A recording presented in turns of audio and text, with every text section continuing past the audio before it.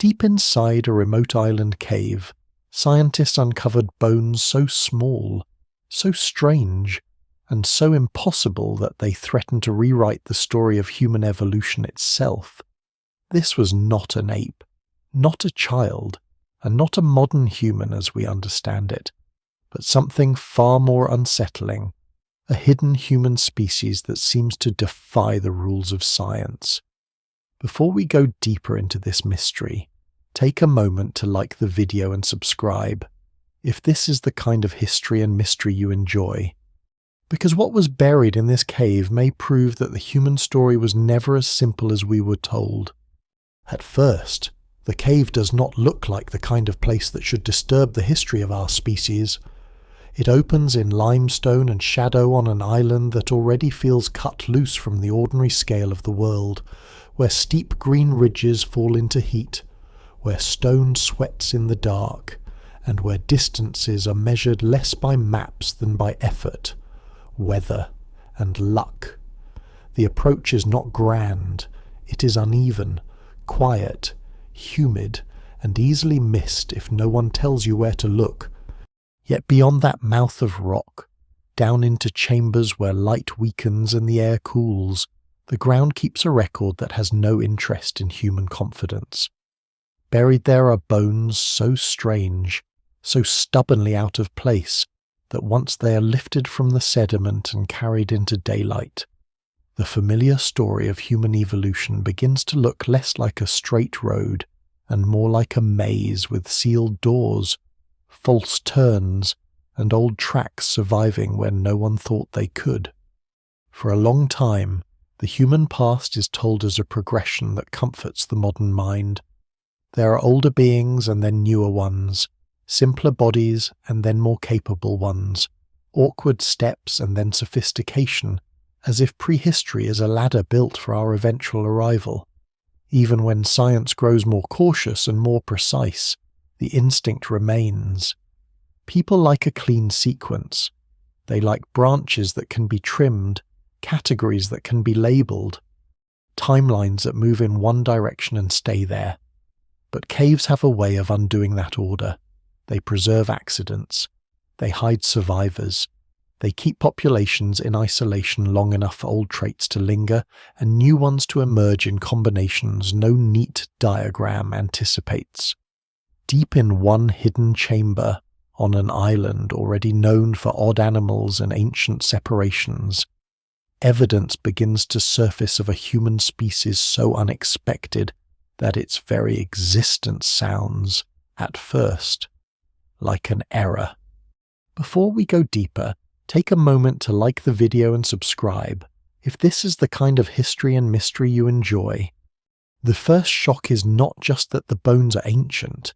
Ancient bones are rare, but they are not by themselves revolutionary. The shock is their scale. A skull appears, small enough to force a second glance. Limb bones follow, teeth, fragments of a pelvis, parts of wrists, shoulders, feet. Nothing about the find behaves properly. The individual is clearly human in the broad, undeniable sense. This is not an ape. This is not some unrelated animal misread by eager excavators.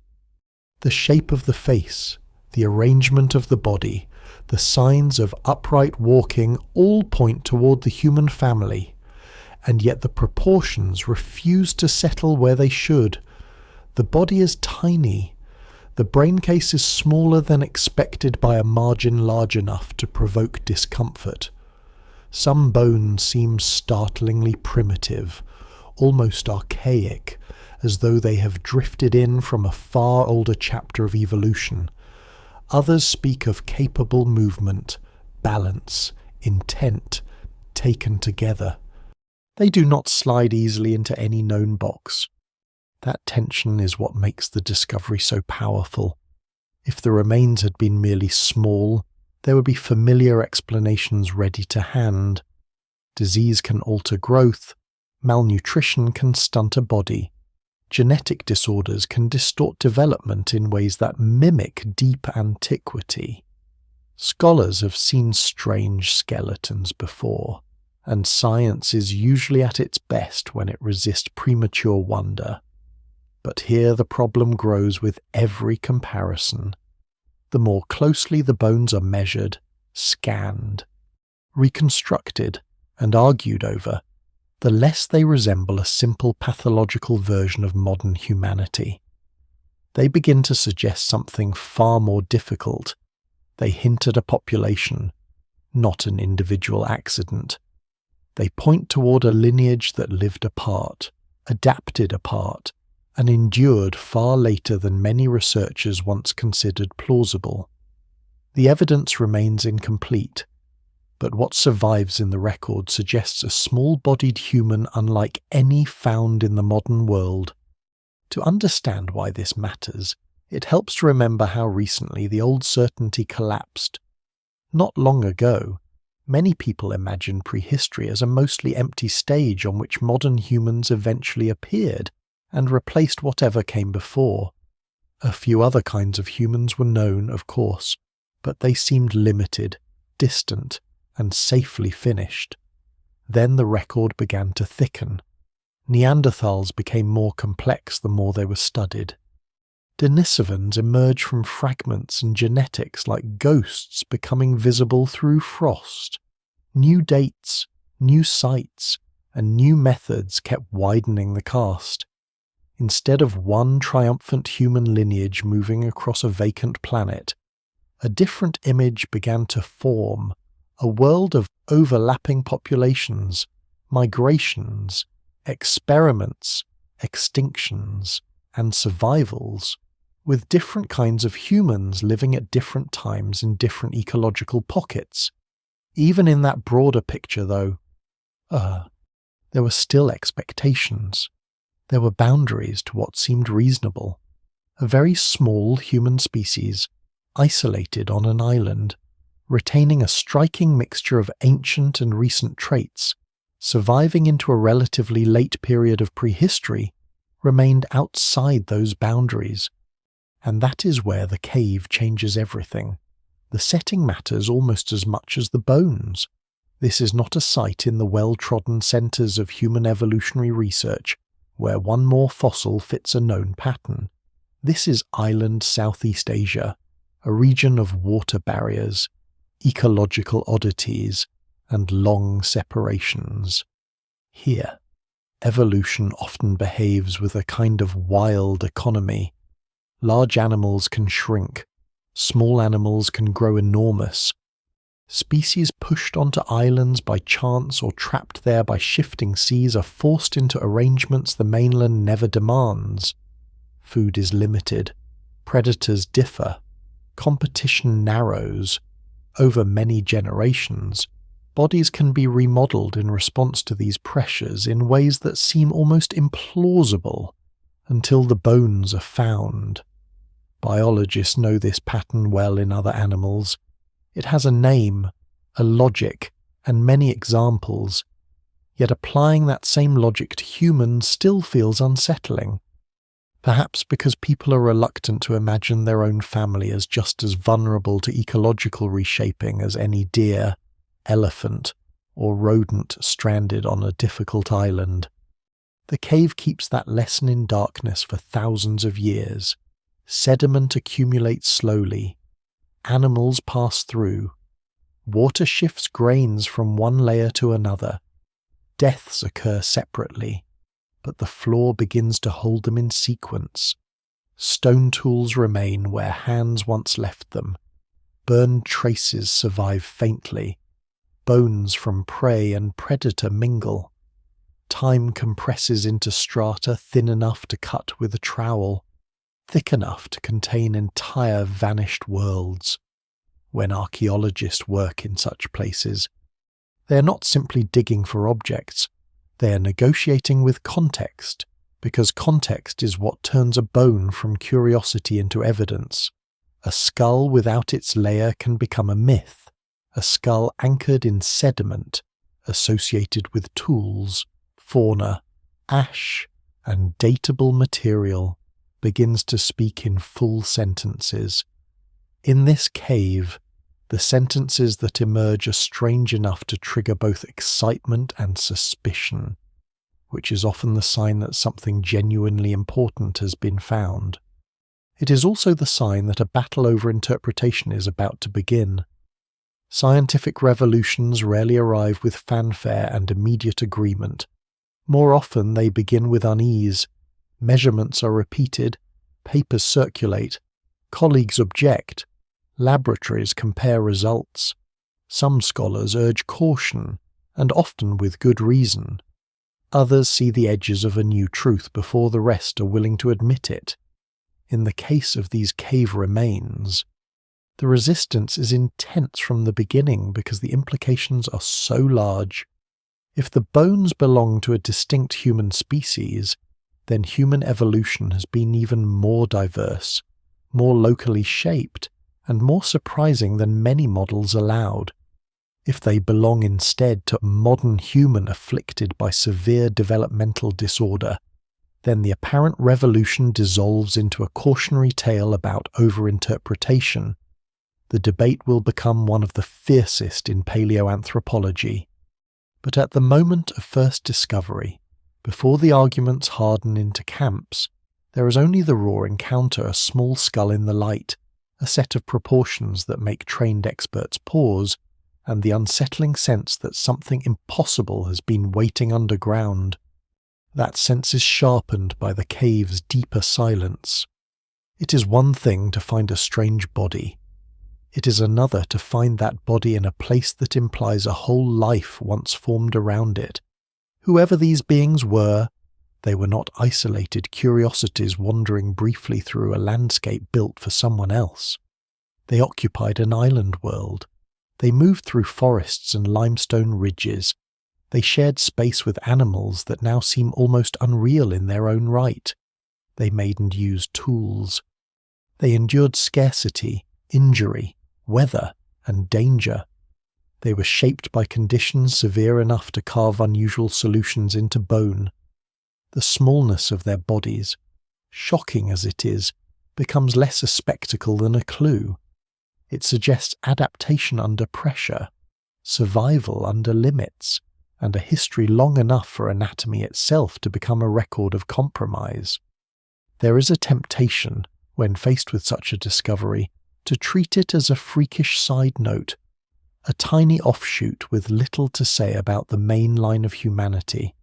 Scholars still debate how central this population should be to the broader story, but that temptation weakens the longer one looks. The real disturbance lies not in their size alone, nor even in the question of their name, but in what their existence implies. If a human species this unusual can persist in isolation until such a recent age, then the human story has hidden chambers still. It means our species did not emerge into a nearly empty world, but into one where other humans, differently built and differently adapted, may have survived in overlooked corners. It means evolution does not always march toward larger brains, taller bodies, or more familiar forms. Under some conditions it loops, trims, preserves, and improvises. No single explanation fully accounts for this at first glance, which is precisely why the cave becomes so difficult to forget. And so the mystery begins not with an answer, but with a contradiction. The bones are too human to dismiss and too strange to absorb without consequence. The cave is too real, too datable, too layered with material evidence to be brushed aside as fantasy. The island setting offers possible explanations, but none simple enough to quiet the shock. A hidden chamber in a remote landscape has yielded the remains of a creature that walks upright, uses tools, belongs unmistakably within the human family, and yet appears to break the expected rules of that family's development. It stands at once close to us and far away, intimate and alien, a reminder that science is most alive when reality refuses to behave. In the darkness beyond the entrance, the mountain keeps the rest of the story for now. The path inward leads through stone, isolation, anatomy, and argument. It leads toward a world where small humans survive beside giant predators, where ancient traits endure into late prehistory, where the map of our species becomes crowded and uncertain. But first, the cave itself must be understood, because the cave is not just the setting of the mystery, it is the condition that preserved it, the chamber that sealed it, and the first reason this impossible species remained hidden long enough to shock the modern world when it finally emerged. The cave sits within a landscape that seems designed to break continuity. On a map, the island can look modest enough, one shape among many scattered through the Indonesian archipelago, but maps flatten the very thing that matters most here, which is separation. Sea channels turn short distances into powerful filters. Mountain ridges divide valleys into self-contained worlds. Monsoon rhythms reorder movement, heat, rainfall, drought. And seasonal scarcity press against every living thing with a consistency that does not need to be dramatic to be decisive. On such islands, nothing arrives easily, and nothing remains unchanged for long. Species that reach them do not simply continue as before. They adapt, shrink, expand, vanish, or become something that would have seemed improbable on the mainland. The cave that will eventually yield one of the most controversial human discoveries in modern science is part of that larger pattern. It is not merely a shelter in stone, it is a chamber inside an evolutionary trap. From the outside, the entrance offers no obvious promise of global consequence. There is rock, vegetation, air heavy with moisture, and the sense that the land itself has been folded and lifted over immense stretches of time. Limestone is patient material. It dissolves slowly under rain, then hardens into ridges, cliffs, pockets, shafts, and chambers. Water does its work invisibly at first, then all at once, leaving hollows where underground streams once moved and rooms where sediment can gather undisturbed for thousands of years. Caves formed in such terrain are not static. They breathe with climate. They open, narrow, collapse, drain, refill, and reconfigure access over long spans. Animals enter them for shelter, for scavenging, for nesting, for death. Humans enter them for rest, for protection, perhaps for repeated seasonal use. Every visit leaves traces. Most of those traces vanish. A few remain under just the right conditions, sealed beneath later deposits, beyond sunlight and beyond casual destruction. That sealing is one of the quiet miracles of archaeology. Sites are destroyed far more often than they are preserved. Wind strip surfaces, roots disturb layers, rivers scatter bones. Later occupants trample what earlier ones leave behind. Heat, bacteria, acidity, and time dismantle the body with almost complete efficiency. For remains to survive at all, much less in meaningful association with tools, animal bones, ash, and datable sediments. An unlikely chain of circumstances has to hold. The cave provides some of those conditions. It limits direct weathering. It buffers temperature swings. It shelters layers beneath later accumulations. It can, in certain areas, preserve the sequence of occupation and deposition with enough integrity that a small fragment of bone still belongs to a recognizable world. That world is never perfectly intact. The evidence remains incomplete, and cave deposits are notorious for mixing materials through water movement, animal burrowing, and collapse. Even so, the preservation here is good enough to do something rare. It allows researchers to build not just a skeleton, but an environment. Once that environment begins to come into focus, the hidden nature of the species found there becomes easier to understand. Isolation is not merely geographic, it is ecological and demographic. a population can be cut off not only by sea, but by the sheer difficulty of sustaining regular contact across rugged ground and unstable coastlines. Even a relatively small channel is enough when boats are absent or rare. Currents are strong, and movement depends on favourable conditions. The island where these remains are found belongs to a region long known by biogeographers as one of the great dividing zones of the natural world. Faunas shift abruptly across its waters. Mammals common on one side are absent on the other. Ancient dispersals leave odd patterns that only make sense when sea levels rise and fall across the Pleistocene, exposing land in some places while preserving deep water barriers in others. Human movement through such a region is therefore both possible and extraordinary. It requires crossings, whether deliberate or accidental, and once a population arrives, return is far from guaranteed. This is where the cave ceases to be only a site of discovery and becomes evidence of prolonged entrapment. The beings whose bones lie within it do not seem to represent a brief visitation from some larger mainland population that continued elsewhere unchanged. Their anatomy suggests a long history under island conditions, enough time for natural selection, drift, and scarcity to alter the body in deep ways. Their world is not one of endless abundance. Island ecosystems are often fragile and limited. Large prey may be rare. Freshwater can fluctuate. Storms and droughts can transform the food supply without warning. Competition is intense because everything depends on narrow margins. For many animals, the result is dwarfism, a reduction in body size that lowers energy demands. Elephants on islands can become tiny versions of their mainland kin. Predators can shrink or disappear. Small animals can sometimes grow larger in the absence of usual threats. The pattern is well documented across the natural world. What remains more unsettling is the suggestion that humans, too, under sufficient isolation and pressure, might be reshaped according to similar principles.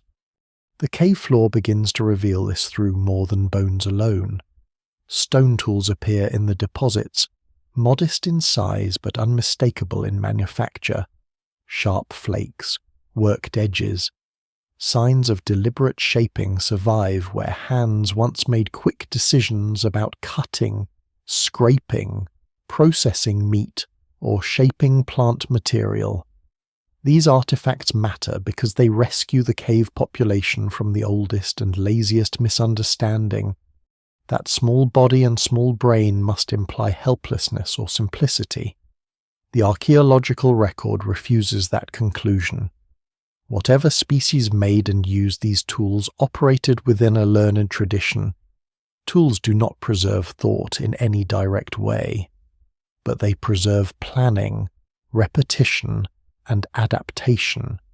Even the simplest stone implement represents a chain of intention. Raw material must be found, selected, struck, handled, and used in the right context. Over time, consistent forms point toward cultural transmission. Someone teaches or demonstrates. Someone imitates and improves. A pattern persists long enough to become part of survival itself. The cave also preserves animal remains, and these are just as important as the human bones. They show what the surrounding world looked like in practical terms, not as a scenic backdrop, but as a living system of risk and opportunity. Some animals are prey, some are scavengers, some belong to an island fauna already altered by isolation into peculiar forms.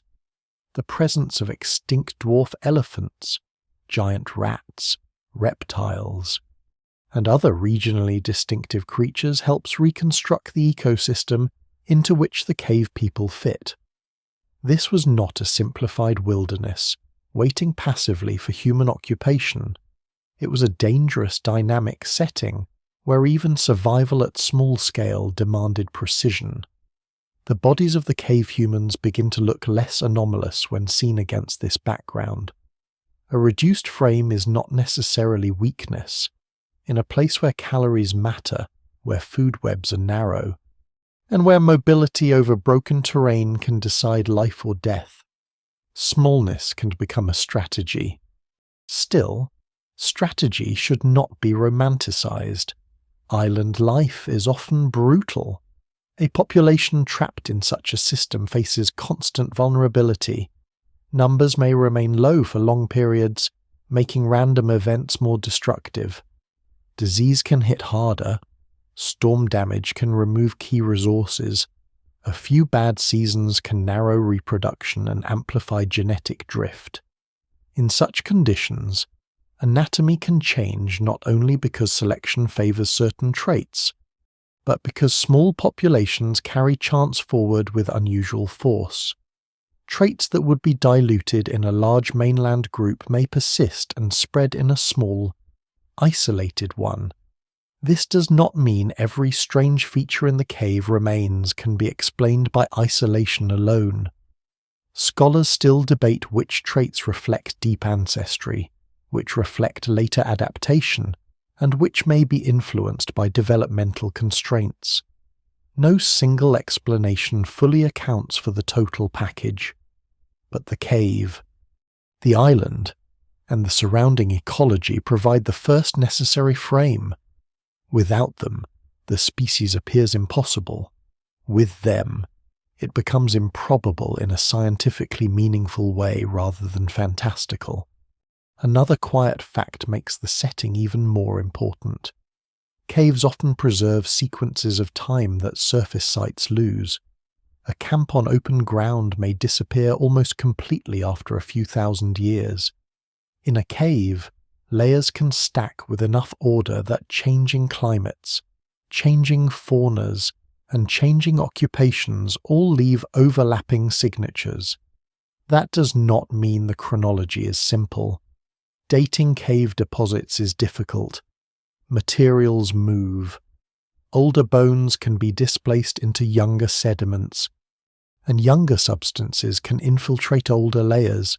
The history of this particular cave will become wrapped in arguments over dating methods, contamination, and association. Yet even with those complications, the broader picture holds. The cave preserves repeated traces of life across long spans. It is a container of persistence. That alone is significant. It suggests not a singular anomaly, but a landscape returned to again and again, a fixed point in a precarious world. There is something almost fitting in the fact that such a discovery comes from darkness rather than open ground. Human evolutionary history has often been told through exposed bones in badlands and desert basins, where time lies bare beneath sun and wind. Here the record survives in shadow. It survives because the world that held these beings apart also held on to their traces when so much else was lost. The cave becomes a natural archive of marginal existence. And marginal existence is often where the most revealing evolutionary experiments occur. Mainland populations can overwhelm the odd, the local, and the fragile. Islands preserve them longer.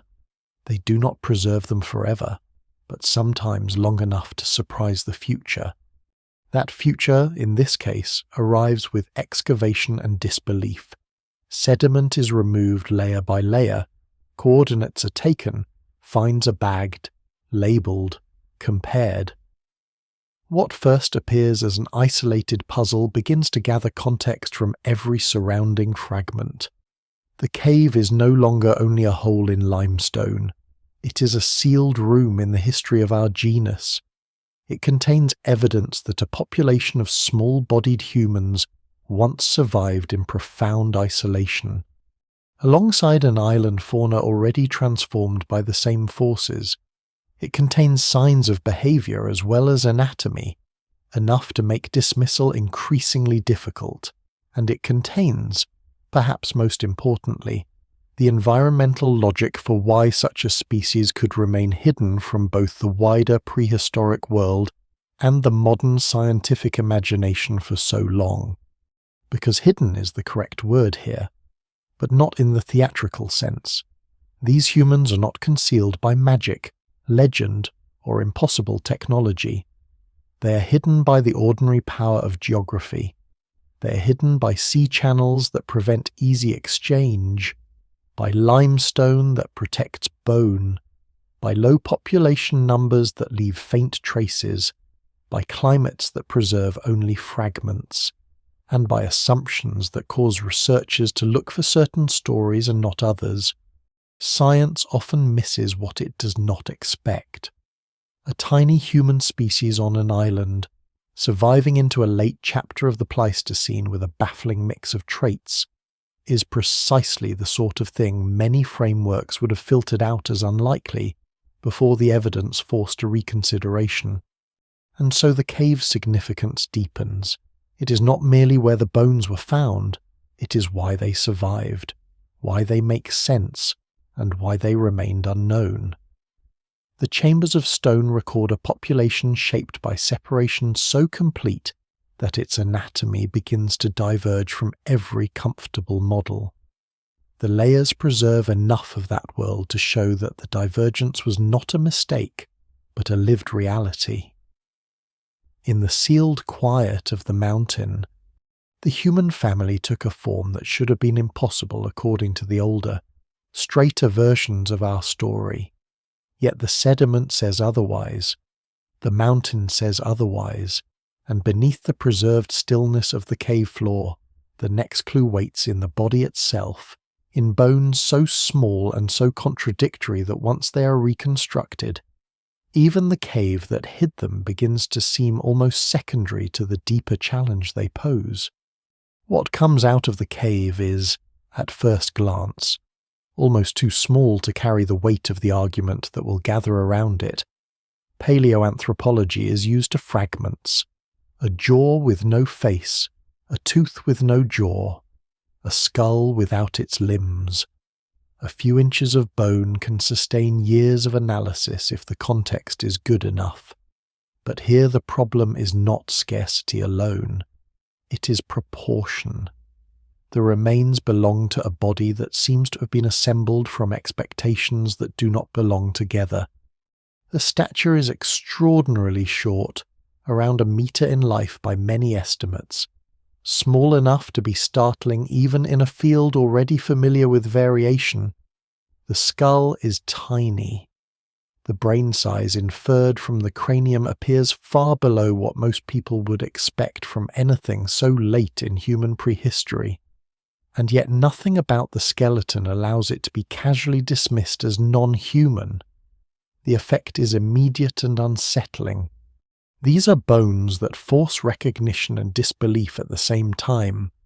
The individual at the centre of the early debate is not a mythic being reconstructed from rumour, but a real body recovered with enough integrity to anchor serious science.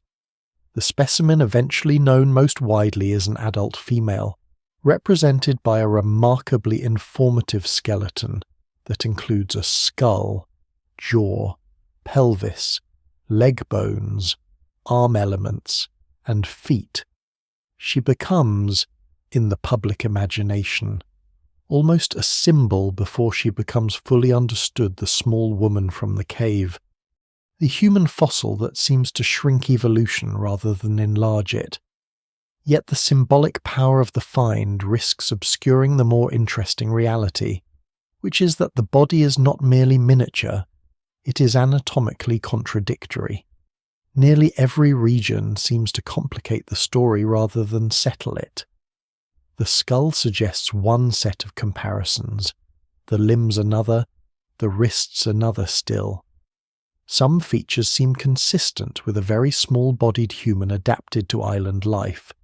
Others appear to reach far back toward earlier members of the genus Homo, or even toward conditions that modern humans do not normally display at all.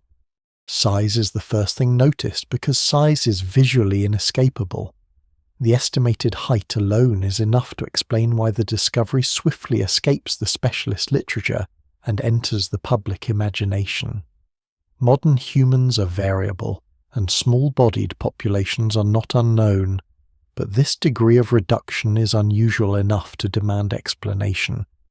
The temptation is to begin and end with the idea of dwarfism, on islands, after all. Dwarfism is an expected pattern in many mammals under resource limitation, but the bones resist simple reduction to that single process. A body can become smaller while retaining broadly modern proportions.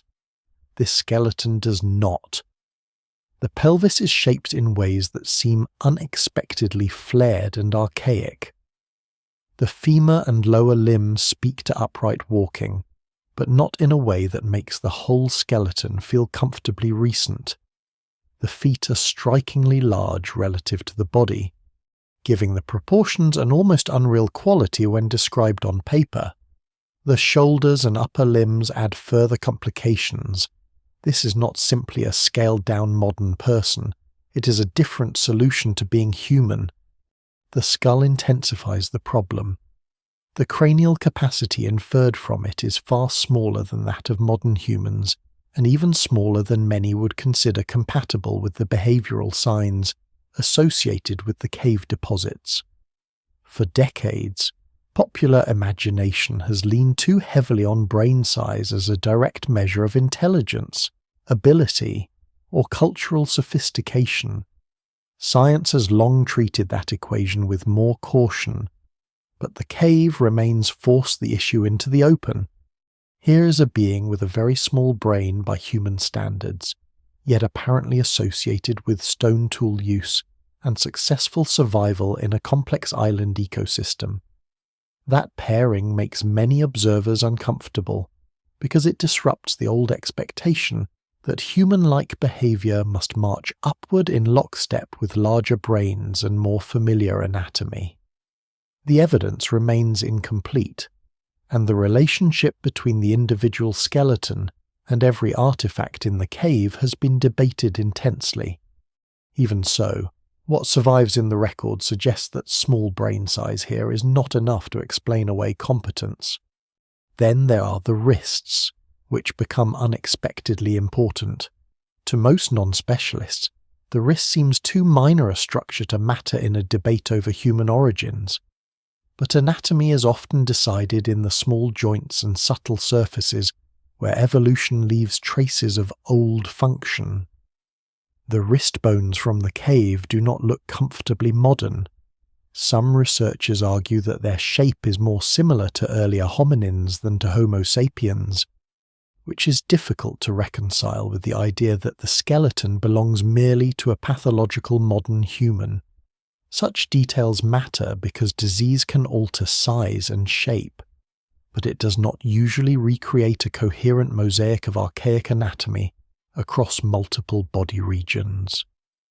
The more the bones are studied in relation to one another, the less likely it seems that one diagnosis or one developmental abnormality can account for the total package. No single explanation fully accounts for this. That phrase will return again and again in the study of the cave people, because every clean answer breaks on some inconvenient detail. The teeth are smaller than expected, but again not in a way that closes the case. Teeth often preserve well and offer clues to diet, development, and ancestry. Here they contribute to the sense that the cave population stands oddly within the human family, neither wholly primitive nor safely modern.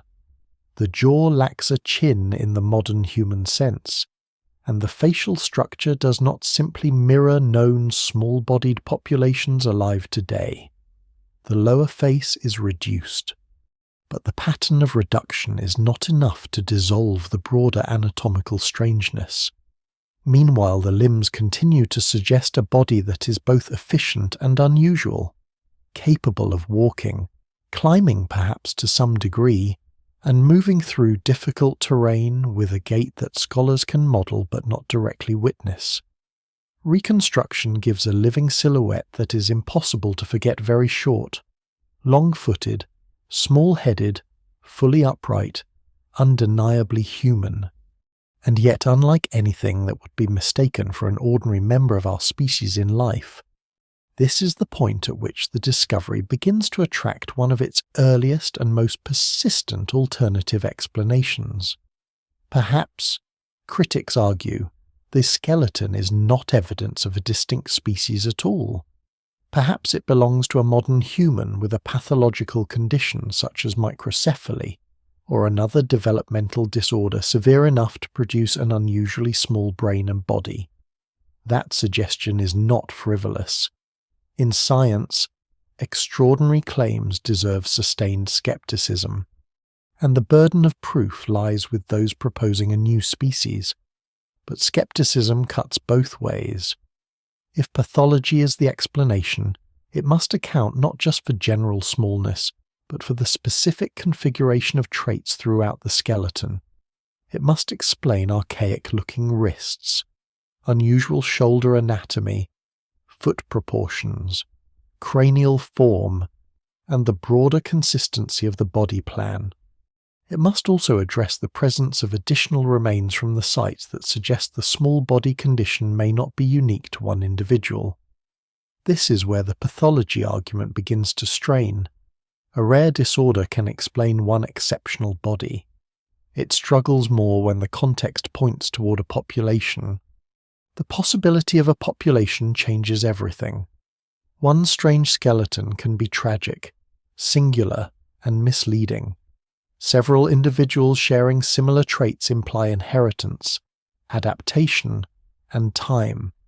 Additional fragments from the cave do not produce a complete parade of skeletons, but they help weaken the idea that this is merely one unfortunate modern human buried in an unusual place.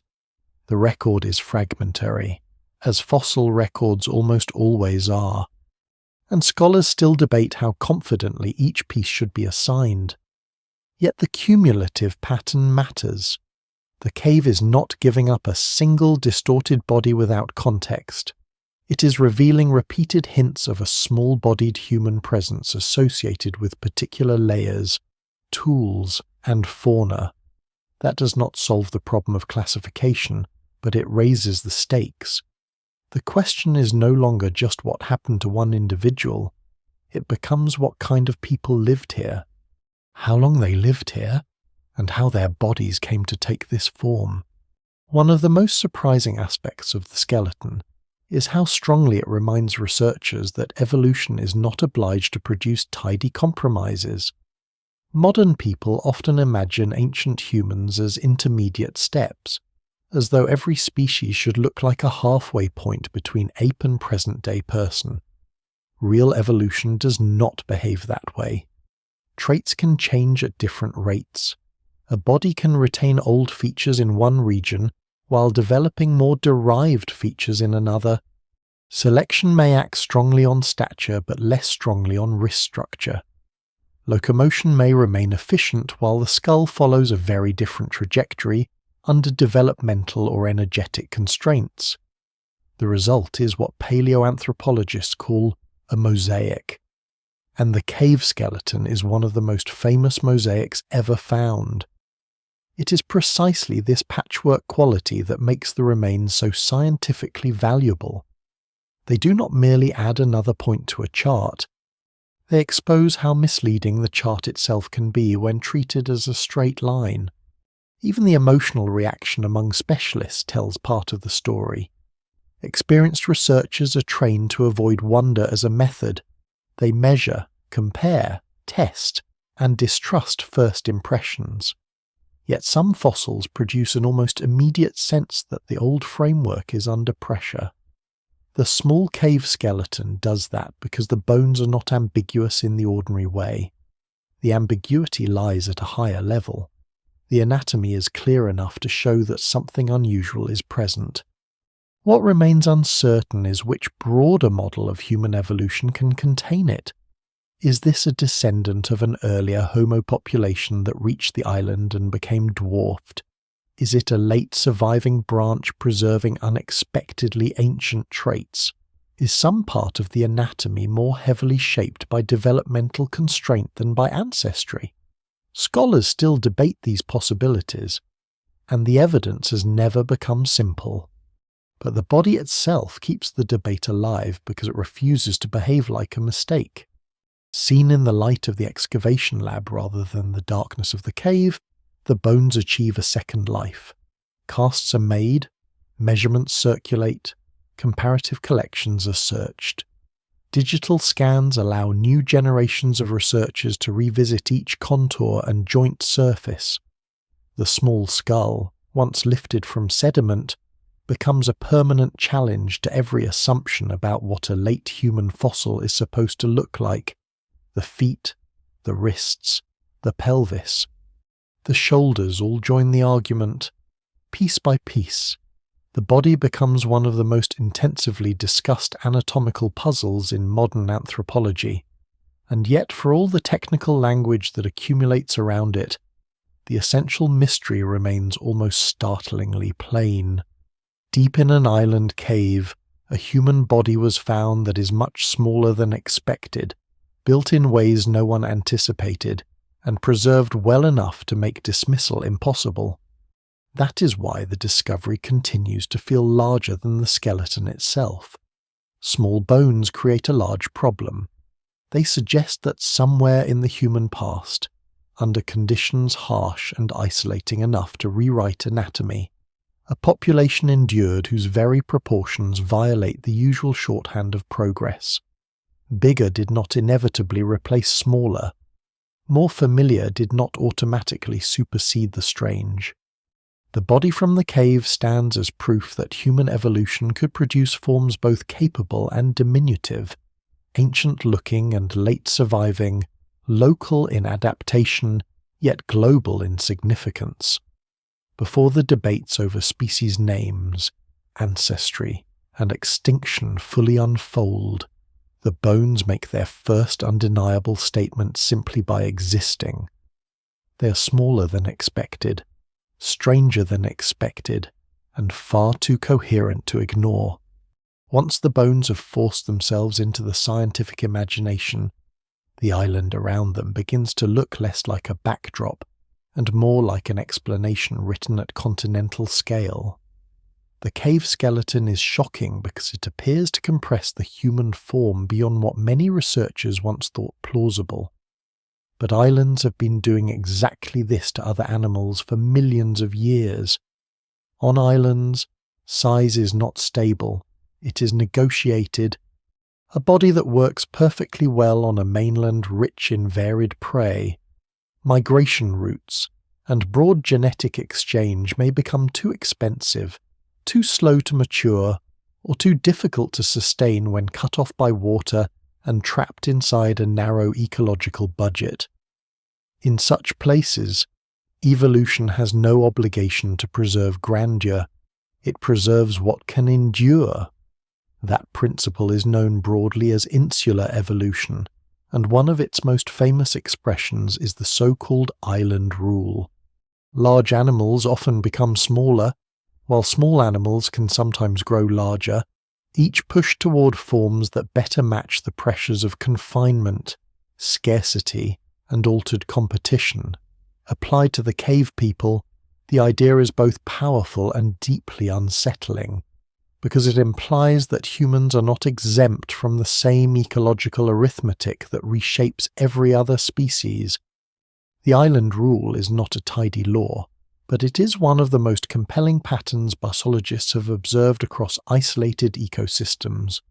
Dwarf elephants, miniature hippos, giant rodents, outsized reptiles, reduced predators, and peculiar birds all testify to the same broad truth. When a species is cut off from its former world, the balance of food, danger, reproduction, and mobility changes. A large herbivore with few predators and limited vegetation may benefit from becoming smaller, needing fewer calories and reaching maturity under tighter resource limits. A small prey animal freed from usual threats may expand in size if it can exploit a broader niche. Over many generations, such shifts can become dramatic. What matters is not whether a species becomes bigger or smaller in some abstract sense, but whether its body begins to fit the island rather than the mainland memory it arrived with. The cave discovery forces researchers to ask whether a human lineage, once isolated long enough, could have undergone an equally radical adjustment. At first, that question seems to violate instinct. People are comfortable imagining strange island deer or tiny elephants because such creatures do not challenge human self-understanding. But to imagine a human species shrinking substantially under ecological pressure is to admit that our lineage, too, remains answerable to the same hard limits of food, terrain, competition, and demography. The resistance to this idea has never been purely scientific. Some of it is emotional, even philosophical. Modern humans like to see themselves as buffered from ordinary animal rules by intelligence, technology, and culture. Yet culture does not erase biology, it interacts with it. A tool using socially organized human population on an island still has to feed itself, raise young, endure drought, survive injury, and reproduce across generations with whatever resources exist locally.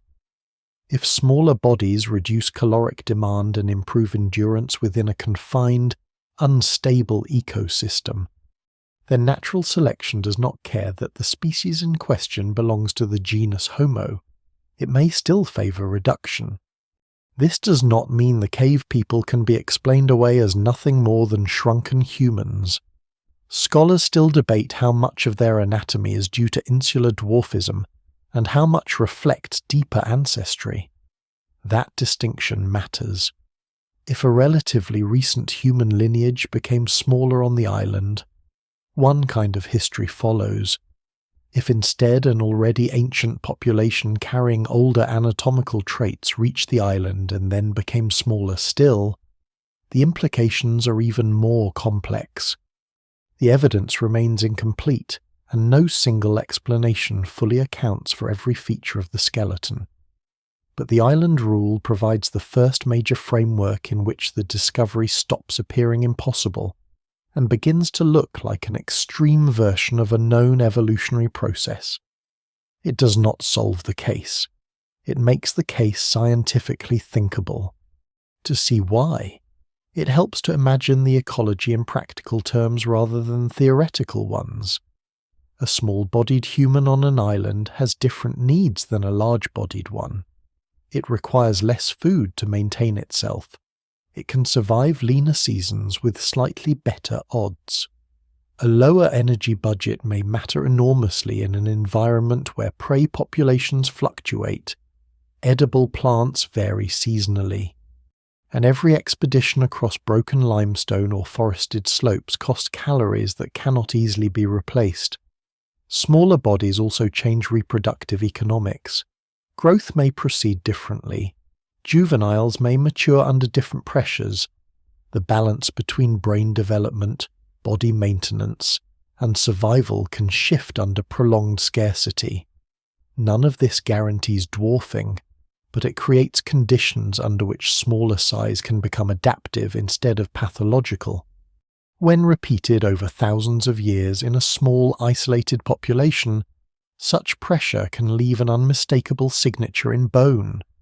The cave people are not the only island species to suggest this broader logic. The same island that preserves their remains also yields evidence of dwarf elephants, creatures whose existence makes the human discovery less lonely within its ecosystem.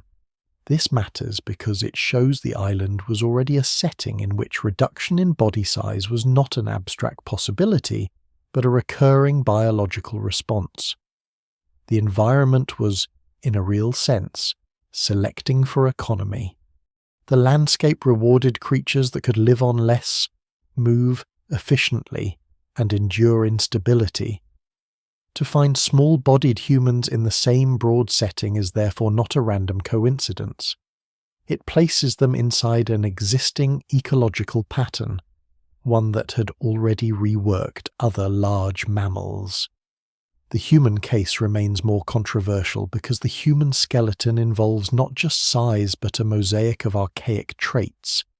Even so, The island context makes it harder to dismiss their proportions as absurd. There is another force at work here beyond simple resource scarcity, and that is population size. Island populations are often small, and small populations do not evolve exactly as large ones do. In a big, connected population, genes are constantly mixed and unusual traits may be diluted. In a small, isolated group, chance can matter more. Genetic drift can allow certain characteristics to spread or persist, even if they are not strongly favoured. Bottlenecks can intensify this effect, especially when storms, disease, failed breeding seasons, or environmental disruption repeatedly narrow the number of surviving individuals. Over very long periods, such demographic instability can help produce bodies that are not merely scaled down, but reorganized in subtle ways by inheritance, selection, and developmental constraint acting together. What survives in the record suggests the cave people lived under exactly these kinds of pressures. They were likely never numerous. Their island world offered no broad mainland reservoir of diversity to refresh them. Every generation had to emerge from the smallness that came before. That smallness, however, should not be confused with simplicity. One of the persistent errors in popular thinking about human evolution is the assumption that reduced body size implies reduced significance. The opposite may be true here. A small-bodied human lineage surviving on an island demonstrates a remarkable degree of adaptability. It means the genus Homo could occupy not only grasslands, river valleys, temperate zones, and cold steppes, but also confined, difficult island ecologies that demanded a very different biological strategy. The cave people may not represent failure or degeneration. They may represent specialization so profound that it no longer looks comfortably human to modern expectations. That discomfort is revealing. It shows how strongly people cling to a mental image of humanity as a steady expansion toward larger brains, larger ranges, and more familiar anatomy. The island rule points in another direction. Under some conditions, success may depend on becoming smaller, not larger, more efficient, not more imposing, more local, not more generalized. Even so, the theory has limits, and those limits become important. Insular dwarfism can account for stature reduction and perhaps some aspects of body mass, but it does not automatically explain every archaic feature seen in the cave skeleton. A wrist shaped more like that of earlier hominins does not appear simply because calories are scarce. A shoulder or pelvis retaining ancient-looking structure may point toward ancestry, rather than island adaptation alone. This is why the island rule is best understood not as a complete answer, but as one major pressure acting upon a lineage whose deeper origins still matter. It tells us how a human population might become extremely small. It does not tell us, by itself, which human population it was to begin with.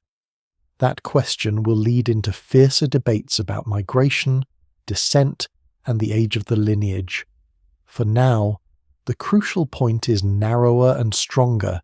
The island made such a transformation plausible. There is also the matter of time. Evolutionary reduction of this kind does not happen overnight. The cave discovery implies a prolonged isolation, enough generations for body size and anatomy to shift in stable ways. That means the island was not merely visited. It was inhabited deeply enough for biology to respond. Somewhere in the remote past, a human lineage crossed water barriers into this region. Whether by raft, accident, storm, or deliberate movement remains uncertain. Once there, it did not simply linger unchanged, it entered an ecological crucible. Generations lived and died in relative separation.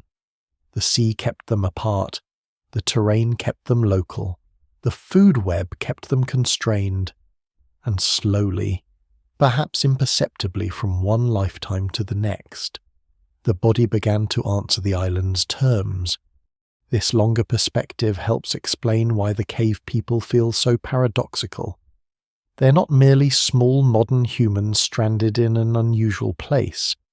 They appear to be the product of a sustained evolutionary history in which human adaptability took a form that modern observers did not expect. That history does not flatten into a moral lesson or a neat model. Scholars still debate whether their reduced size arose mostly after arrival on the island, or whether some degree of smallness and archaic structure was already present in their ancestors. But even in disagreement, the broad conclusion survives. The island itself was not incidental. It was active. It shaped possibilities. It filtered migrants. It altered bodies. It preserved the result long enough for later scientists to confront it in the cave.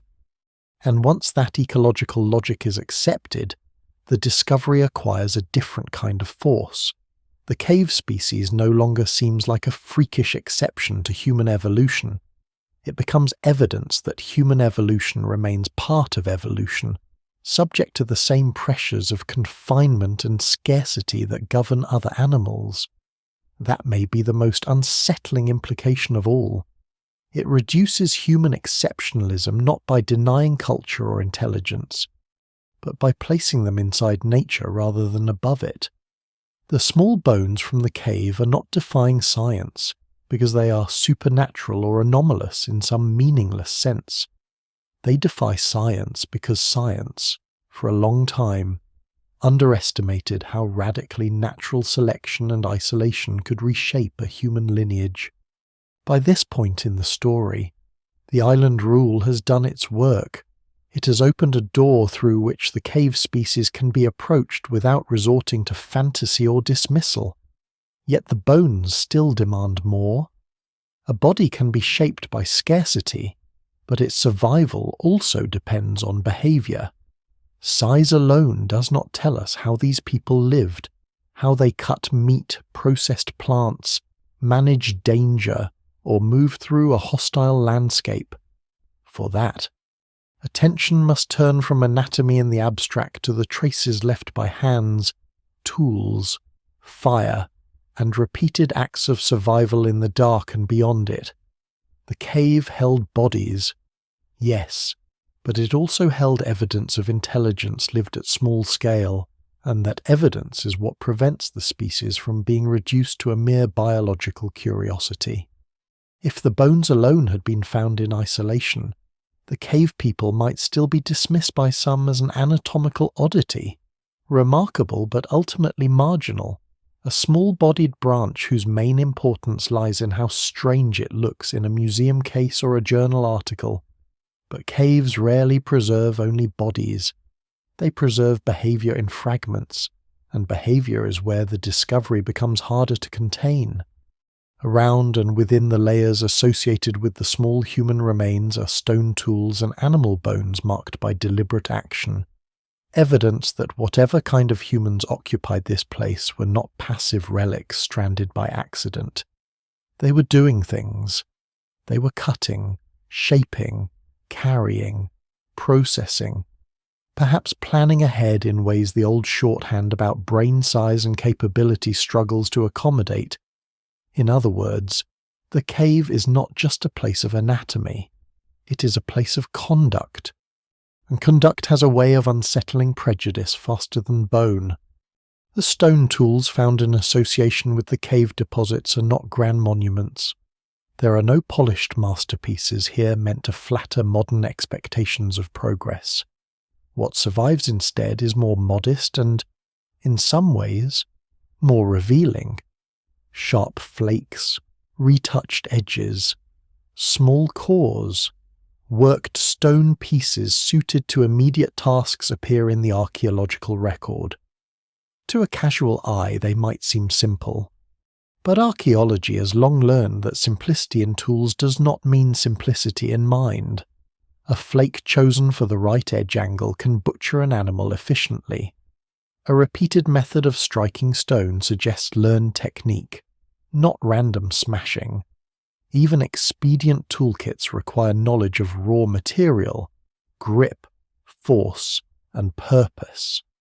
What survives in the record suggests a technological tradition adapted to local conditions, one shaped less by display than by usefulness. That matters because it places the cave people firmly inside the sphere of intentional problem-solving. It also makes the species harder to classify through the lens of old evolutionary assumptions. For generations, popular culture treated human intelligence as something that could be read almost directly from skull volume. Bigger brain, better toolmaker. Bigger brain, greater adaptability. Bigger brain, more human. The sciences of cognition, development, and archaeology have long complicated that crude equation. But the instinct lingers. And the cave discovery exposes its weakness with unusual clarity. Here is a very small-bodied human form with a brain size that appears surprisingly limited by modern standards. Yet the surrounding archaeological evidence indicates repeated engagement with tools and resources in a challenging environment. Scholars still debate which exact tool assemblages belong securely with which population phases, and cave deposits are never free from chronological dispute. Even so, no single explanation fully accounts for the combination except one uncomfortable possibility. A lineage with an unexpectedly small brain could still behave with practical intelligence sufficient for sustained survival. That survival did not happen in a laboratory abstraction. It happened in a real island ecosystem where mistakes could be fatal. Tools on such a landscape are not ornaments of culture alone. They are extensions of the body. A cutting edge allows meat to be separated efficiently from bone before scavengers arrive. It allows tendons to be sliced, hides to be opened, plants to be processed, perhaps wood to be shaped, perhaps carcasses to be dismembered into transportable portions that a small-bodied hunter or scavenger can carry across difficult ground. Stone technology becomes especially important when body size is reduced, because tools can compensate for limited raw strength. A small human with a sharp edge is not the same creature, ecologically speaking, as a small human without one. In this sense, the cave record preserves not only tools but the logic of adaptation itself. Biology and behavior are working together. There is something humbling in that combination. The cave people do not appear to have solved island life by becoming miniature geniuses in the modern sense, nor by remaining helplessly at the mercy of environment. Instead, they seem to have lived in the older, more realistic human way, which is through accumulated practical competence. A group learns where to find workable stone. It learns which animals can be processed safely and which carry too much risk. It learns how to move through limestone ridges, how to use shelter, how to conserve effort, how to recognize opportunity in a landscape that may look hostile but still yields patterns to those born within it. None of this requires grand architecture or symbolic art to become significant. It requires continuity. It requires memory held socially and repeated often enough to become tradition. The evidence remains incomplete. But what survives in the record suggests that these small humans were not momentary drifters. They belong to their landscape in the active sense of knowing how to use it. Animal bones from the cave sharpen this impression. Some bear cut marks, traces of deliberate slicing left by stone tools on flesh and connective tissue. Such marks are easy to underestimate until one remembers what they mean. They mean a hand guided an edge with intention. They mean an animal body became part of a human task. They mean access to food was not purely opportunistic in the sense of random scavenging after the fact. Whether the cave people hunted regularly, scavenged strategically, trapped, or used a mixed approach will remain debated in part because the record is fragmentary and behavior does not fossilize neatly. Yet cut marks are enough to push the scene out of speculation and into action. Somewhere in the cave's long sequence of occupations, living humans stood over animal remains and worked them for survival. This is where the surrounding island fauna begins to matter again. The local world was full of unusual creatures, some small, some large, some dangerous, some vulnerable, all already shaped by insular pressures of their own. To survive among them required more than mere presence. It required choices. A toolkit is one sign of those choices. Another is selectivity in prey processing, visible in what bones were brought in, what parts were modified, and how carcasses were treated. These details do not offer a complete window into daily life, but they do allow a partial reconstruction of competence. The cave people were not surviving despite their anatomy, as though they were accidental leftovers. They were surviving through a behavioral system that matched that anatomy to the demands of the island. Smaller bodies, local tools, repeated occupation, resource processing, all of it begins to resolve into a coherent adaptation. Perhaps the most surprising part of this picture is how ordinary that coherence feels once it is accepted.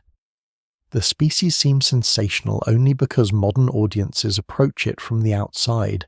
From inside the life of the cave population, there may have been nothing sensational at all. There were tasks, seasons, injuries, dangers, routines. Stone had to be struck well enough to produce a cutting edge. Food had to be found and shared. Young had to be protected. Habits had to be transmitted. Small-bodied humans on a difficult island did what humans elsewhere have always done. They turned knowledge into survival one repeated act at a time. The difference is that here the body carrying out those acts was not the body many researchers expected to find associated with such competence. That mismatch between expectation and evidence is one reason the discovery continues to disturb easy narratives. The cave also hints at temporal depth in behavior. Tools are not useful as isolated artifacts alone.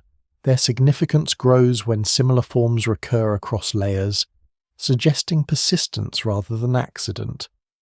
Even a relatively simple lithic tradition can imply many generations of continuity if the patterns hold. Someone learned how to make these tools because others before them had done so. Knowledge moved through the population. That movement is a cultural fact. Even if the material expression is sparse compared with later human industries, culture does not begin only when objects become ornate. It begins wherever learning outlasts the individual. In the cave, stone flakes and modified edges become evidence of minds linked across time. Small hands inheriting practical knowledge within a population whose physical form looked increasingly unlike the familiar model of modern humanity. This raises a deeper issue that continues to animate debate far beyond this one site. How much cognitive complexity should be inferred from simple tools? Scholars are careful here, and rightly so. It would be careless to project modern consciousness into every stone flake, or to assume that any tool tradition automatically signals language, symbolism, or social organization in the fuller sense. The archaeological record is too thin for such certainty, but caution has to cut both ways. It is equally careless to treat simple tools as proof of near absence in cognitive terms. Human evolution is full of lineages that solved local problems effectively without leaving behind technologies dramatic enough to satisfy later ideas of advancement. The cave people may belong in that category. They do not need to resemble us fully in every mental or cultural dimension to demonstrate capable, flexible behavior. Their tools are enough to prove that anatomy alone cannot tell the whole story. That proof becomes even stronger when one considers the coordination implied by repeated cave use. A cave is not just a point on a map, it is a place remembered, returned to, perhaps selected for reasons of safety, climate buffering, location near resources, or strategic shelter within a dangerous environment. Repeated use of such a site implies spatial knowledge and routine. The cave does not preserve a neat diary of occupations, but the accumulation of evidence suggests that it mattered to the beings who used it. Tools left there, animal remains processed there, bodies eventually deposited there, all indicate that this was part of a lived geography. The small species hidden within the mountain was not merely existing on the island in some abstract sense. It was organizing portions of its life around places that offered advantage and continuity. For modern observers, this combination of traits remains one of the hardest things to absorb. A small brain, a small body, archaic skeletal features, and yet repeated signs of practical adaptability. It does not fit the old ladder. It barely fits the newer branching tree unless the tree itself is allowed to grow stranger. The tools in the darkness do not provide all the answers, but they do something more important. They stop the species from being reduced to spectacle.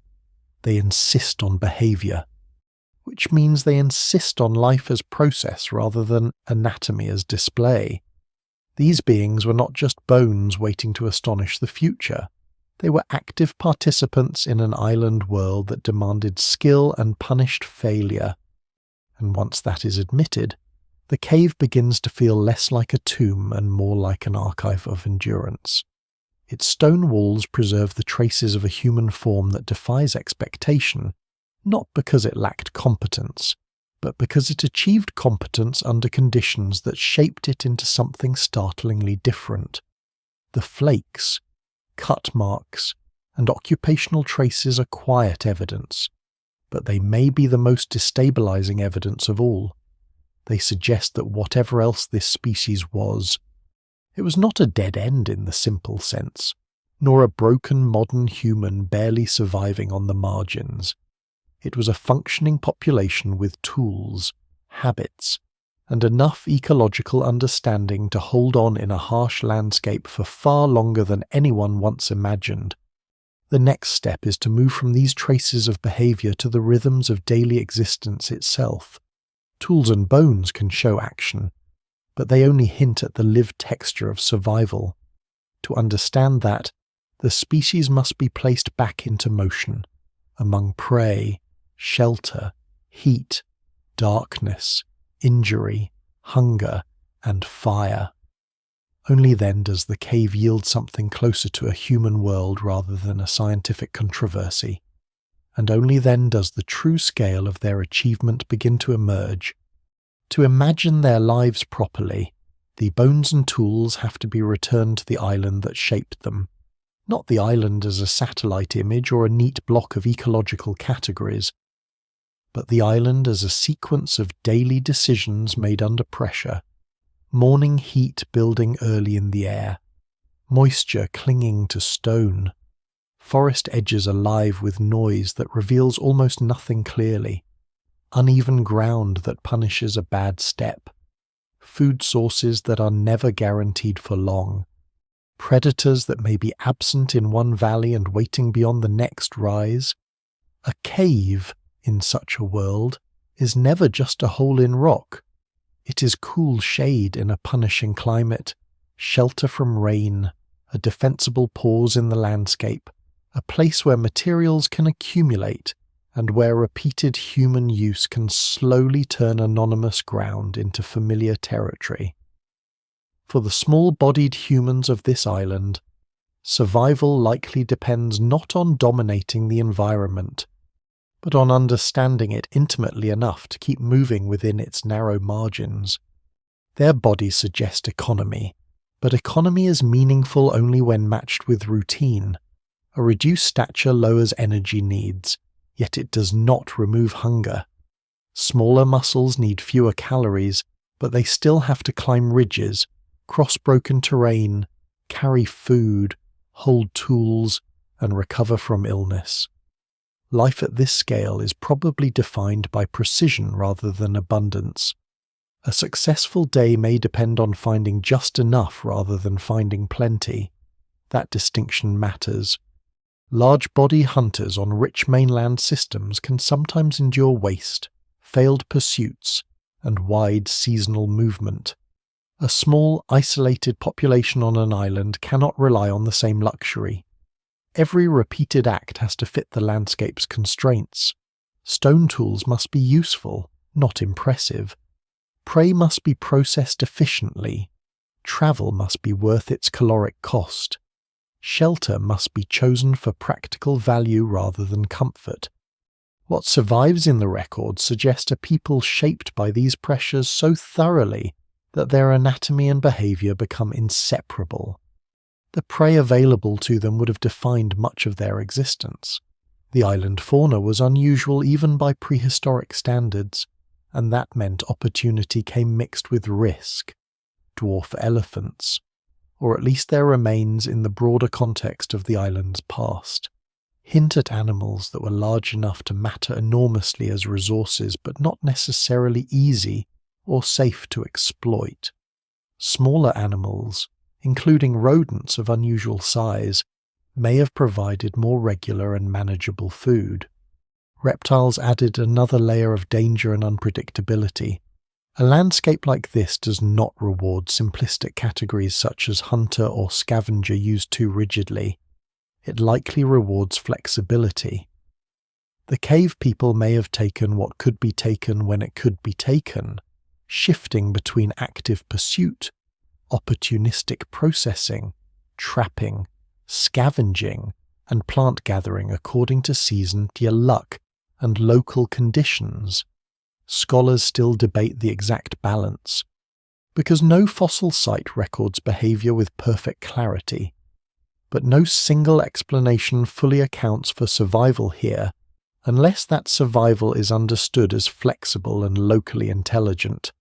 Fire may have been part of that intelligence, though the evidence in cave settings must always be handled carefully. Traces interpreted as burning can come from several processes, and later disturbance can blur associations. Even so, the broader question matters whether or not every ash-stained patch yields certainty. A small-bodied human population in a challenging island environment stands to gain enormously from controlled fire if it possessed it reliably. Fire extends the usefulness of shelter, it changes food, it offers light, limited protection, warmth in damp conditions, and perhaps a social centre around which memory and habit gather. Yet even without leaning too hard on uncertain traces, the logic of survival remains the same. Light had to be managed, darkness navigated, danger anticipated. If fire was used regularly, it would have enlarged the cave from a passive refuge into an active living space.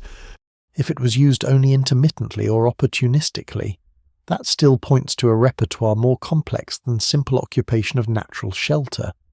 Daily movement across the island may have been one of the great hidden achievements of these people. The skeleton hints at a gait both familiar and strange. They're upright walkers, certainly, but not in a body built exactly like our own. Their relatively large feet, short stature, and distinctive proportions may have shaped how they covered distance, balanced on uneven surfaces, and absorbed the punishing repetition of difficult ground. It is tempting to imagine small size as a disadvantage.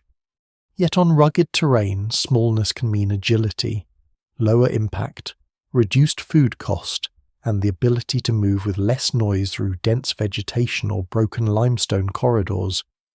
The island did not demand a runner built for open plains. It demanded persistence, sure footing, and the capacity to turn limited strength into repeated success. In that context, the cave people's anatomy begins to feel less like a distorted version of humanity and more like a body tuned to a specific ecological rhythm. That rhythm would also have been social. No human lineage survives long through solitary competence alone. Even the simplest tool tradition implies learning, and learning implies contact stable enough to transmit habits across generations. Young individuals would have needed protection and time to mature. Injuries would have required some tolerance or assistance if the population was to persist. Food, once acquired, may often have been shared, especially in a group small enough that repeated cooperation strengthened survival more than constant competition. The evidence remains incomplete, and direct claims about social structure are necessarily cautious. There are no preserved scenes, no frozen moments of interaction. Still, what survives in the record suggests a population that must have possessed enough social continuity to maintain a way of life. The cave itself may have served as one anchor of that continuity, a place not only of physical shelter but of repeated gathering, return, and recognition. The danger outside the cave should not be underestimated. Island ecosystems can look limited on paper, and yet feel intensely alive in practice. Large reptiles, unstable slopes, sudden weather shifts, injuries far from shelter, contaminated food, scarcity after storms. All of these would have made daily life precarious. A small-bodied human species does not dominate such a world by force. It survives by reading signs early, avoiding unnecessary risk, and using tools to tilt the balance where possible. That is why the cut marks and stone flakes matter so much. They are the surviving edge of a much larger system of caution, knowledge, and adaptation that almost entirely vanished except where stone and bone preserved its outline. Beneath every recovered tool lies 1,000 vanished gestures. Beneath every butchered bone lies an entire episode of approach, handling, and decision that archaeology can only glimpse indirectly. Hunger, too, would have shaped the pace of life. On islands, feast and scarcity rarely sit far apart. A carcass discovered at the right moment can transform a day. Several empty days can tighten the horizon of choices quickly. Smaller bodies help, but they do not abolish uncertainty. This may be one reason practical intelligence matters more here than any abstract ranking of cognitive superiority. The cave people did not need to invent cities, monuments, or elaborate symbolic systems to prove themselves evolutionarily capable. They needed to solve the next week. They needed to endure lean periods, recognize opportunity, and transmit useful habits to offspring in a landscape where waste could be deadly. In that sense, they may represent one of the purest examples of the human pattern stripped of later embellishment survival by accumulated local knowledge rather than by scale. The cave also introduces a subtle psychological dimension, though it must be inferred with restraint. Repeated return to the same shelter changes the experience of landscape. A cave is a fixed point.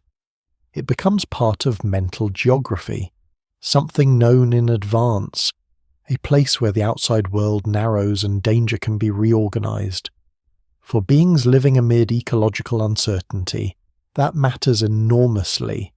Predictability, even in one location, reduces risk. It allows tools to be left, food to be processed in a familiar setting, perhaps vulnerable individuals to be protected more effectively. Scholars still debate how intensively the cave was occupied at any given time and across which specific phases, but the broader pattern suggests that it was not meaningless terrain. It had value. It was part of how survival was structured. One lesser-known but important implication of such life is how little evidence it may leave. A small population using simple tools, moving carefully, occupying shelters intermittently, and living within a confined island range may remain nearly invisible in the archaeological record even over very long periods. This is one reason the discovery feels both astonishing and oddly logical. A species like this could survive for millennia without producing the dramatic material footprint that later humans often leave behind. Their success might have been quiet success. Their persistence might have consisted not in expansion, but in holding on. That changes how one thinks about disappearance too. A lineage adapted this narrowly can endure for a long time under stable local conditions, and then vanish rapidly if those conditions shift beyond tolerance. For now, though, the striking fact is not their disappearance, but their competence. The small humans of the cave were not surviving by accident. Their anatomy, their tools, the animal remains around them, and the repeated use of shelter all indicate an integrated way of life. It was likely hard, vulnerable, and narrow in ecological range. But hard is not the same as primitive. Vulnerable is not the same as incapable. Modern observers often mistake absence of grandeur for absence of sophistication. In reality, some of the most sophisticated adaptations are those so well fitted to a place that they leave little excess behind. The cave people may belong in that category. Their bodies are lean solutions to scarcity. Their tools are lean solutions to labor. Their continued presence on the island is a lean solution to existence itself. And yet the very success of that solution creates a deeper scientific problem. If these beings lived capably, made tools, processed prey, moved efficiently, and persisted over long stretches of time, then the argument that they were merely diseased modern humans becomes harder to defend. Pathology can alter a body, but it does not usually explain an entire adaptive system distributed across landscape, behavior, and population. The cave people begin to look less like an exception and more like a lineage. That possibility carries the story into its next phase, because once the anatomy and the behavior are both taken seriously, the question can no longer be delayed. If they were not just unusual humans, then what exactly were they? A population A branch, a species entirely their own? The answer will provoke excitement, resistance, and one of the fiercest debates in modern anthropology. The moment a fossil stops being strange and starts being a species is rarely clean. It does not happen when a single bone is lifted from sediment, or when the first newspaper headline appears, or even when researchers begin privately to suspect that they are looking at something far more significant than an unusual individual. It happens gradually, under pressure, through comparisons, measurements, arguments, and a slow accumulation of resistance to simpler explanations. In the case of the cave people, that threshold is crossed with unusual force because the alternative explanations are so tempting, and the implications of rejecting them are so large. To say that these remains represent a distinct human species is not merely to add another name to the genus Homo. It is to redraw expectations about what human evolution could still be hiding in the recent prehistoric past. At first, caution dominates, as it should. Paleoanthropology has a long memory for overreach. The field knows how easily excitement can outrun evidence, how a fragmentary find can be inflated into a revolution only to shrink under later scrutiny. But caution begins to change tone when the body refuses to collapse into familiar categories. The small skull remains small. The proportions remain strange. The wrists do not become modern under remeasurement. The pelvis does not quietly settle into the range of contemporary human variation. The feet remain disproportionately large. The shoulders and limbs continue to suggest a body plan, unlike the one expected for a recent Homo sapiens population. More importantly, these features begin to make sense together, not perfectly, not without dispute. but coherently enough that the hypothesis of a distinct lineage starts to seem less radical than the effort required to explain everything away as pathology or anomaly. Naming such a lineage is both a scientific act and a psychological crossing. Once researchers propose that the cave people belong to a new species, they are no longer merely describing a problem. They are asserting that the human family tree contains a branch that had not only gone unrecognized, but survived in an island refuge far later than many had imagined possible. The proposed species name gives form to that claim, and with form comes consequences. A named species enters the literature differently. It becomes something others must confront directly, either by defending it, revising it, or attacking it. In this case, the name carries the weight of the island itself and the cave that preserved the bones. It transforms a baffling skeleton into a formal challenge to the structure of human evolutionary thought. What makes the proposal so difficult to dismiss is that it does not rest on one spectacular trait alone. If all that existed were tiny stature, skepticism would remain dominant. If all that existed were a small cranial capacity, developmental pathology might still seem sufficient. If all that existed were a primitive-looking wrist, researchers could argue for variation or interpretive error, but the body is not offering one surprise, it is offering many, and they reinforce rather than cancel one another. The skeleton suggests deep smallness, yes, but also a suite of traits that together imply a lineage shaped by both ancient inheritance and long isolation.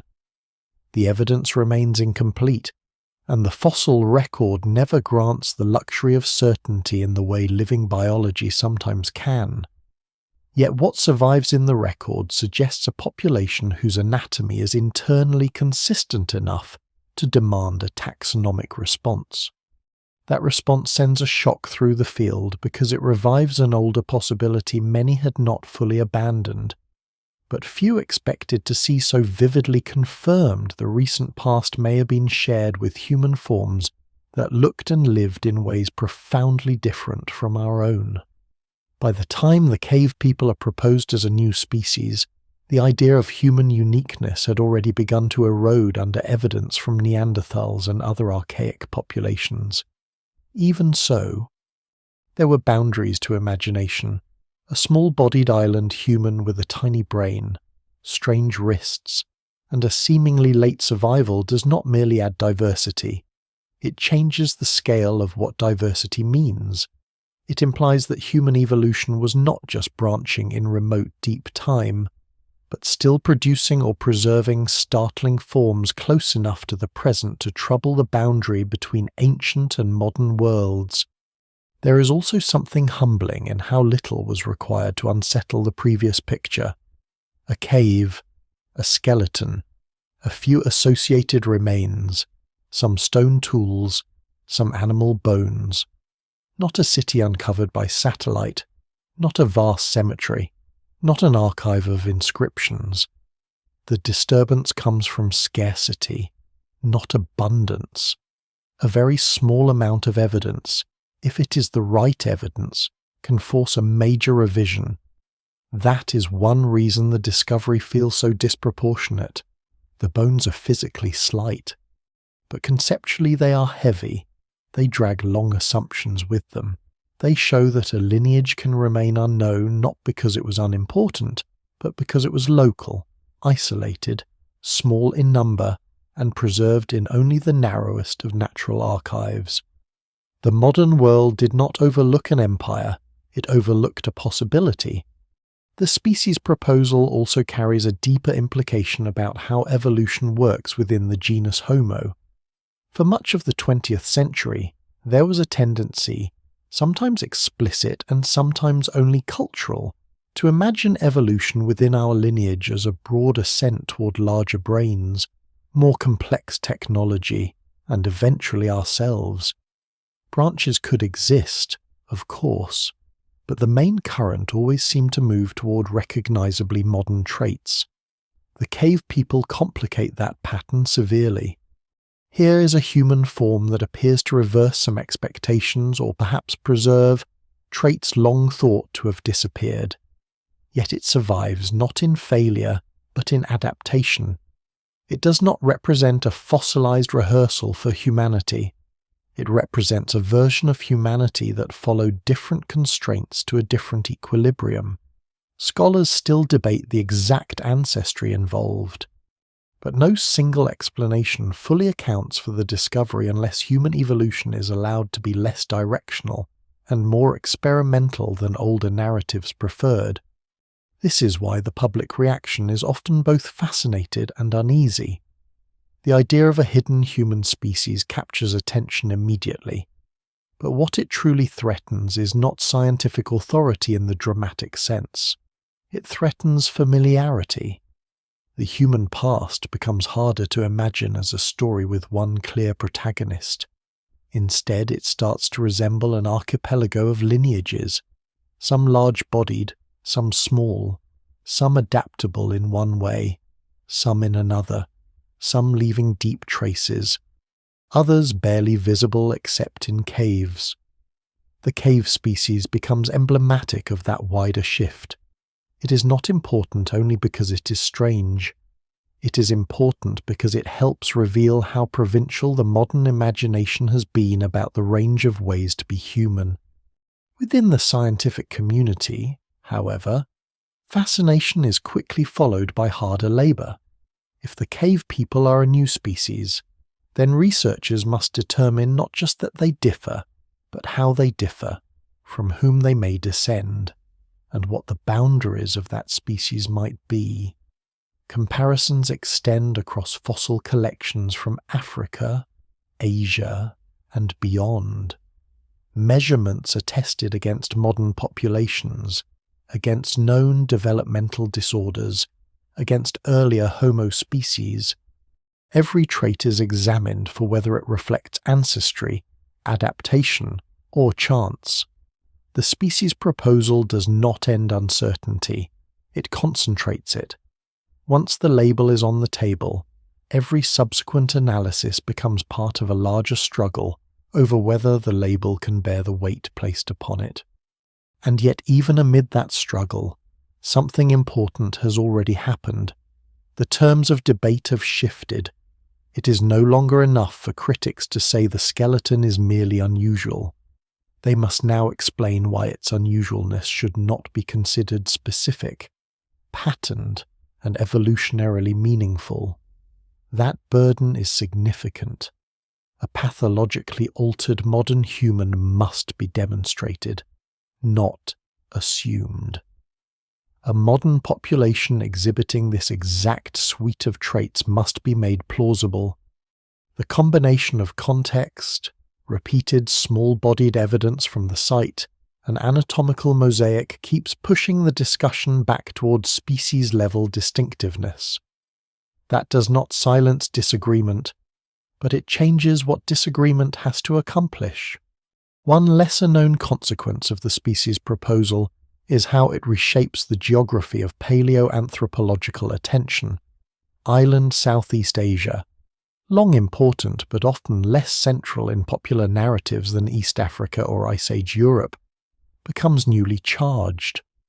The region no longer appears as a peripheral corridor through which humans passed on their way elsewhere.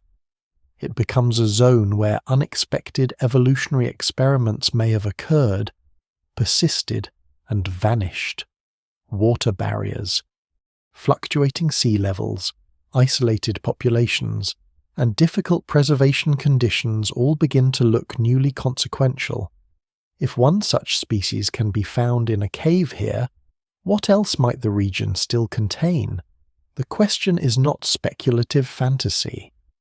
It is a sober acknowledgement that the fossil record is patchy, and that remarkable lineages can remain hidden in exactly the kinds of places where conventional expectations are weakest. The cave people, then, become more than a discovery. They become a test. Can science accept a form of humanity that does not flatter its previous models, Can it admit that a small island population with a diminutive brain and archaic-looking bones may nonetheless deserve full status within the complicated history of our genus? Can it widen the category of human without dissolving rigor into excitement? Those are not trivial questions, and they explain why the species proposal lands with such force. It is not just classification at stake, it is the flexibility of the whole framework. By the time the argument reaches the wider public, the basic shape of the shock is already clear. A hidden cave has yielded a human species no one expected. Not a metaphorical species, not a media exaggeration, but a serious scientific possibility supported by a skeleton too coherent to dismiss and too strange to absorb easily. The name now exists. The claim now stands. The human story has acquired a new branch, or at least a branch that demands to be considered. But the moment of naming does not bring peace. It triggers the next and harsher phase, because as soon as a species is proposed, every critic sharpens their tools.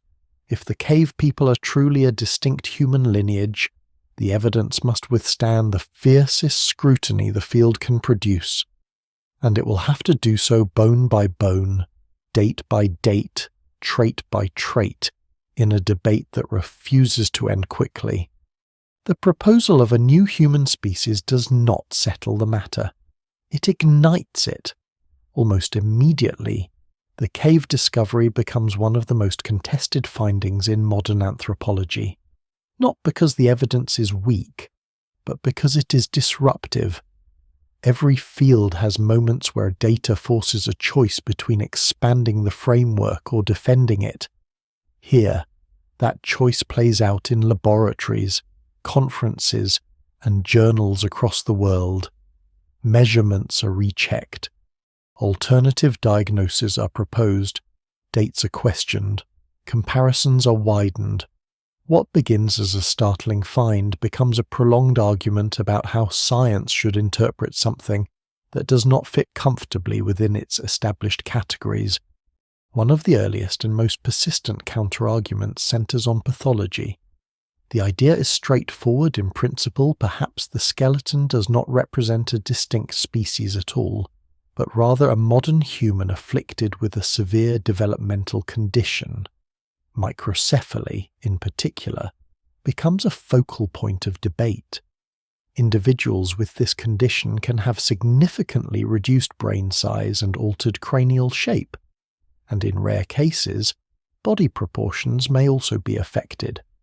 If the cave specimen could be explained as a pathological Homo sapiens, then the entire revolutionary claim collapses into a cautionary tale about misinterpretation. This possibility cannot be dismissed lightly. Science advances by eliminating simpler explanations before accepting more complex ones. Yet the pathology hypothesis faces a growing list of problems. It must explain not just one unusual feature, but an entire constellation of traits distributed across the skeleton. The wrists, for instance, do not resemble those of modern humans, whether healthy or pathological. The shoulders, pelvis, and feet contribute their own inconsistencies. The overall body plan appears coherent in a way that isolated disorders rarely produce. A disease may distort development, but it does not typically recreate a stable, integrated anatomy that echoes traits from much earlier stages of human evolution.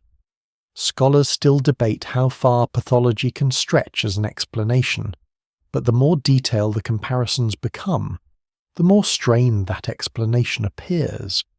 No single diagnosis fully accounts for the full range of anatomical evidence. Another line of criticism focuses on variation within modern human populations. Could this simply be an extreme example of natural diversity? Perhaps from a small body group already known to exist in some regions. Again, the argument initially seems reasonable. human populations vary widely in size, shape, and proportion. However, the cave skeleton exceeds known variation in several key respects. The brain size remains unusually small. The archaic features persist across multiple anatomical regions. The combination of traits does not align cleanly with any modern population, even those with relatively small stature. Variation alone begins to look insufficient as an explanation, especially when considered alongside the archaeological and environmental context. Dating adds another layer of complexity to the debate. Establishing when these individuals lived is crucial, because it determines how they fit into the broader timeline of human evolution. Early estimates suggest that the cave population survived far later than expected for a lineage with such archaic traits, perhaps overlapping with fully modern humans in the region. This possibility intensifies the controversy, if correct. It means that multiple very different kinds of humans coexisted within relatively recent prehistory. But dating cave deposits is notoriously difficult. Layers can shift, materials can be redeposited, contamination can obscure results. Critics argue that the remains may be older or younger than initially thought, which would alter their significance. Supporters respond with refined techniques and additional analyses. The debate does not resolve quickly, because each method carries its own uncertainties. Underlying all of this is a deeper methodological tension. How much evidence is enough to declare a new species paleoanthropology does not have the luxury of observing living populations directly? It must infer relationships from incomplete remains. That means species definitions are often based on patterns of difference rather than absolute boundaries. Some researchers favour a more conservative approach, grouping unusual finds within existing categories unless overwhelming evidence demands separation. Others argue that the cave remains clearly represent such overwhelming evidence, given their unique combination of features. The disagreement is not just about this one discovery. It reflects broader philosophical differences about how to interpret the fossil record itself. The debate also reveals something about scientific culture. Disagreement is not a failure of science. It is part of its function. When evidence is ambiguous or incomplete, competing interpretations help test the strength of each claim. In the case of the cave people, this process is unusually visible because the discovery captures public imagination as well as academic attention. Papers are published and challenged. Conferences host heated discussions. Researchers revisit the bones with new technologies, new comparisons, and new perspectives. Over time, some arguments weaken while others gain support. The process is slow, iterative, and often frustrating, but it is how consensus, if it comes at all, is built. What makes this particular debate so persistent is that the evidence never becomes simple. Even as new analyses strengthen the case for a distinct species, questions remain. How exactly did this lineage originate? How long did it persist? How much variation existed within the population itself? Could multiple processes, ancestry, adaptation, and drift be interacting in ways that complicate classification? The answers are never final. Instead, they shift as new data emerges. That uncertainty is not a flaw. It is a reflection of the reality that the fossil record captures only fragments of a much larger story. Meanwhile, the broader implications continue to ripple outward. The existence of a possible new human species forces scientists to reconsider how many such lineages may have existed, especially in regions that have not been thoroughly explored. It raises questions about migration routes, isolation mechanisms, and the resilience of small populations. It suggests that human evolution is not a closed chapter, but an ongoing puzzle with pieces still missing. The cave people become a focal point for these questions, not because they provide all the answers, but because they make the questions unavoidable. There is also a subtle shift in how the public engages with human evolution. The discovery challenges the familiar narrative of a single, dominant human species gradually replacing all others. Instead, it points toward a more complex picture in which multiple human forms coexist, interact, and disappear under different conditions. This does not diminish the significance of Homo sapiens. It places it within a richer, more intricate context. The human story becomes less about inevitability and more about contingency, shaped by geography, climate, and chance as much as by inherent superiority. Through all of this, the cave itself remains unchanged. It does not care how the bones are classified or which argument prevails.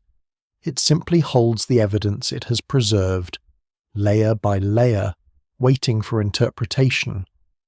That quiet indifference is a reminder that the past does not organize itself for our convenience. It presents fragments, and we build narratives around them. Sometimes those narratives hold. Sometimes they must be revised. In this case, the fragments are stubborn enough to resist easy resolution. By the end of this phase of debate, one thing becomes clear: the cave discovery cannot be ignored. Whether accepted as a distinct species or explained through alternative frameworks, it demands attention. It forces researchers to confront the limits of their assumptions and the complexity of the human past. The argument does not end, but it evolves, moving from whether the discovery matters to how it should be understood. And as the debate continues, another possibility begins to take shape, one that reaches even further back in time. If the cave people are indeed a distinct lineage, then their origins must lie in earlier migrations, perhaps far earlier than anyone once expected. Their strange anatomy may not be entirely new. It may carry echoes of ancestors who left Africa long before modern humans spread across the globe. To follow that possibility, the story must move deeper into the past, toward the earliest journeys that could have set this isolated lineage on its long, hidden path. Once the cave people are taken seriously as a lineage rather than an anatomical accident, the question of origin becomes unavoidable. Small bodies and strange proportions may be explained in part by island pressures, but island pressures alone cannot tell us who first arrived there. Before there was a cave population adapted to scarcity and confinement, there had to be an ancestral population capable of reaching the island world in the first place. That is where the story stretches backward into a much older human landscape, one in which migrations were not neat waves of progress but scattered expansions, pauses, disappearances, and survivals. The cave skeleton begins to look less like an isolated marvel and more like an echo. Its body may preserve traces of journeys so ancient that by the time modern humans enter the region, the lineage already belongs to a deep and separate history. The most provocative possibility is that the cave people descend from an early branch of the genus Homo that left Africa long before Homo sapiens emerged. This idea immediately shifts the scale of the mystery. Instead of asking how a strange human species could exist on a remote island in the late prehistoric past, one must ask how ancient its roots might be. A number of early human forms spread out of Africa in different pulses over vast spans of time. Some are known from relatively abundant remains, others from scattered fragments so incomplete that their full range can only be guessed. Among these early travellers, one lineage in particular often stands near the centre of discussion because of its role in expanding across Eurasia, Homo erectus. It was widespread, adaptable, and capable of reaching parts of Asia long before our own species appeared. If any early human ancestor could plausibly lie behind the cave population, This one often becomes the first serious candidate. And yet even that apparently sensible idea carries problems. Homo erectus, in its classic form, is not as small as the cave species, nor does it display exactly the same anatomical combination if the cave people descend from an erectus-like ancestor. Then something profound happened after arrival, something beyond simple geographic separation. Insular dwarfism may explain part of the size reduction, as already suggested, but the more archaic-looking features in the wrists, shoulders, and perhaps other regions make the story harder. Some researchers have therefore wondered whether the cave population may preserve traits from an even earlier stage of Homo, perhaps closer in some respects to forms that existed before the more familiar Eurasian expansions were fully established. Scholars still debate this fiercely, because the fossil record in the relevant regions is too incomplete to support easy certainty.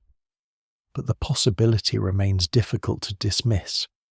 The cave bones do not simply look small, in some ways they look unexpectedly old. That impression matters because it disrupts another comfortable assumption. People often imagine evolutionary history as though later dates must correspond to more modern forms. In reality, isolated populations can preserve older traits for astonishing lengths of time when cut off from broader gene flow and shaped by local constraints.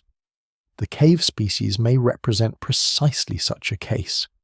Its existence hints that ancient human expansions into Asia were not all swept away cleanly by later waves. Some branches may have survived in refuges, especially on islands and in ecologically complex regions where contact was limited and extinction did not arrive all at once. What survives in the record suggests a world in which older lineages could endure far longer than once expected, carrying anatomical signatures that seemed anachronistic only because the broader model of human replacement had been too tidy. The geography of island Southeast Asia strengthens this view. This is not a region of simple connected corridors. It is a fractured zone of water barriers, fluctuating coastlines, deep channels, and islands that can preserve local histories in almost sealed form. During periods of lower sea level, some landmasses become more accessible, but others remain separated by water deep enough to resist easy crossing. This means early human dispersal through the region had to involve either some capacity for water crossing, however limited, or a series of extraordinary accidents repeated often enough to matter. Neither option should be underestimated, even if ancient humans did not possess organized seafaring in the later sense. Storms, drifting vegetation, opportunistic crossings, and short-distance island hopping may all have played roles. Once a population arrived on an island, though, the very same barriers that made arrival difficult could also preserve its separation for immense spans of time. That possibility gives the cave species a peculiar historical dignity. They may not be the product of some recent evolutionary curiosity, but the last visible members of an ancient dispersal that had otherwise vanished.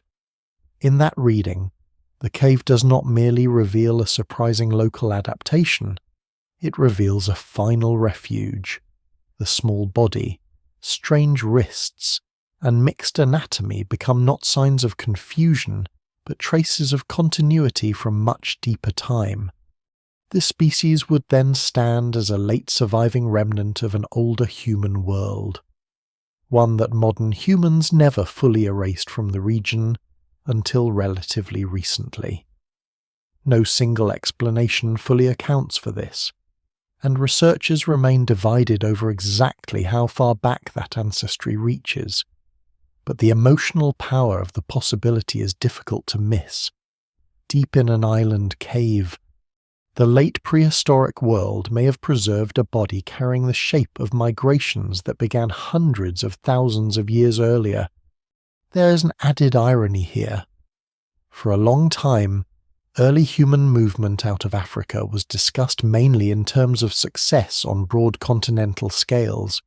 Populations spread, adapted, and occupied immense territories.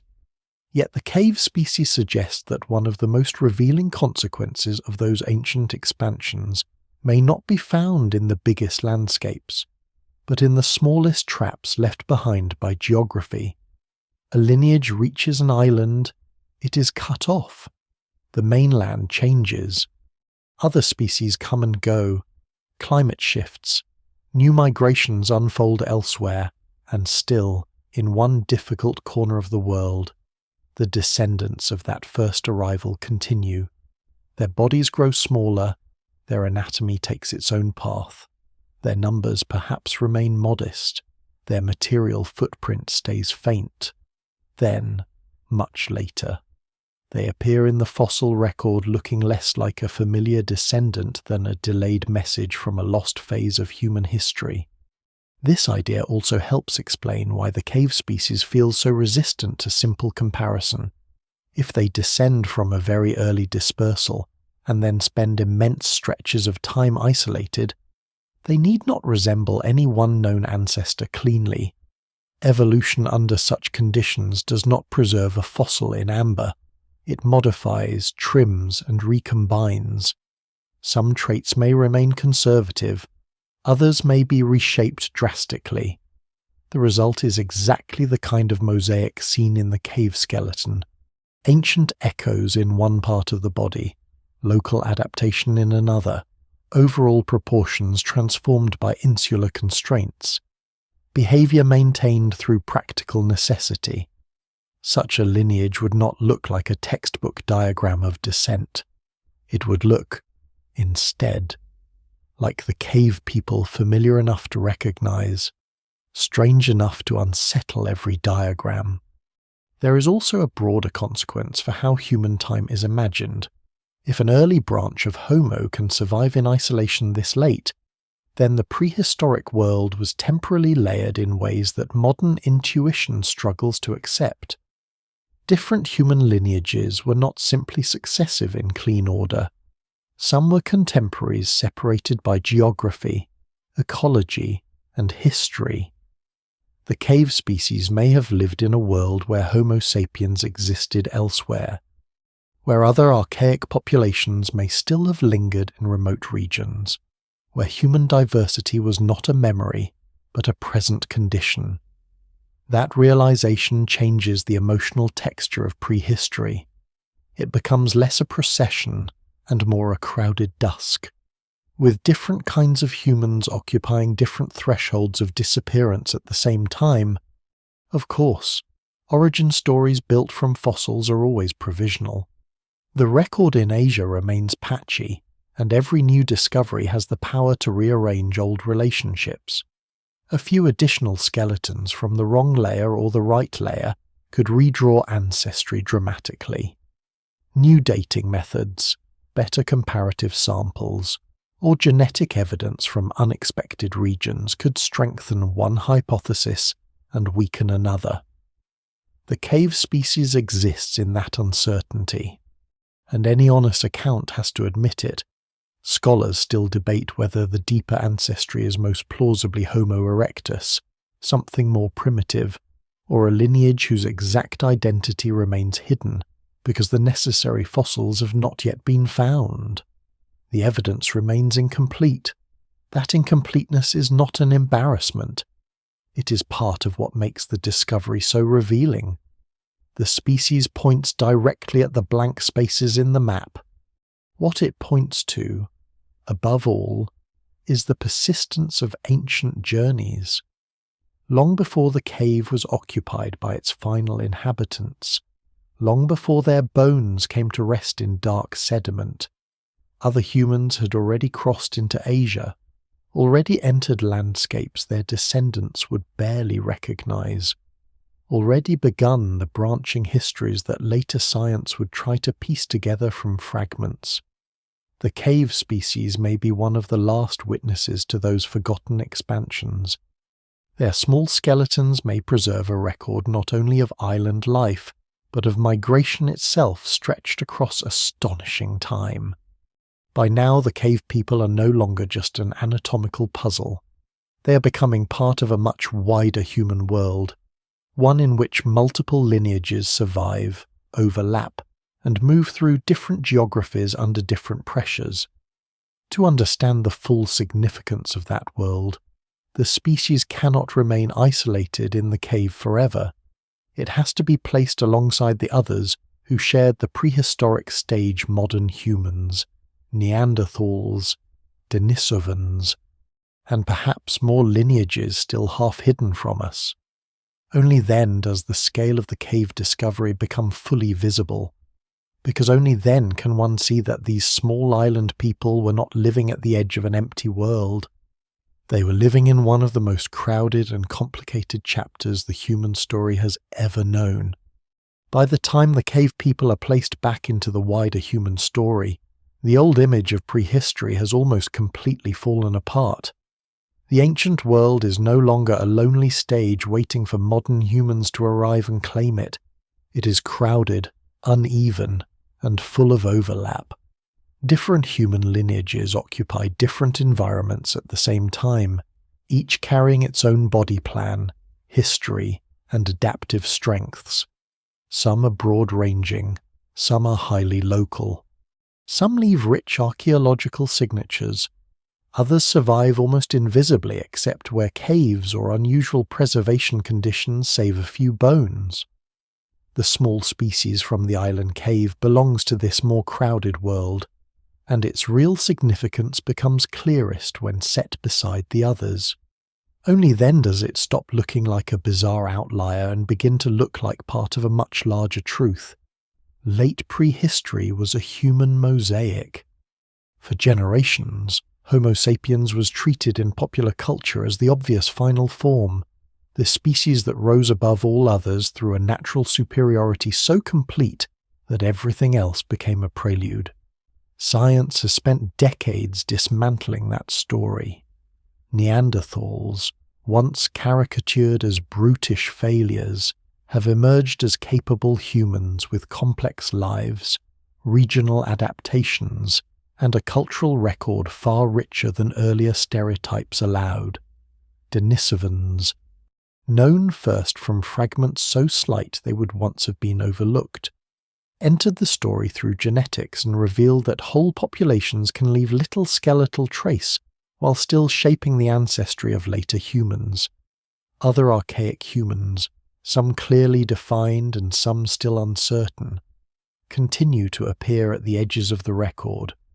The cave species belongs among these revelations, not because it resembles them closely, but because it proves that humanity's recent past was populated by multiple experiments in being human.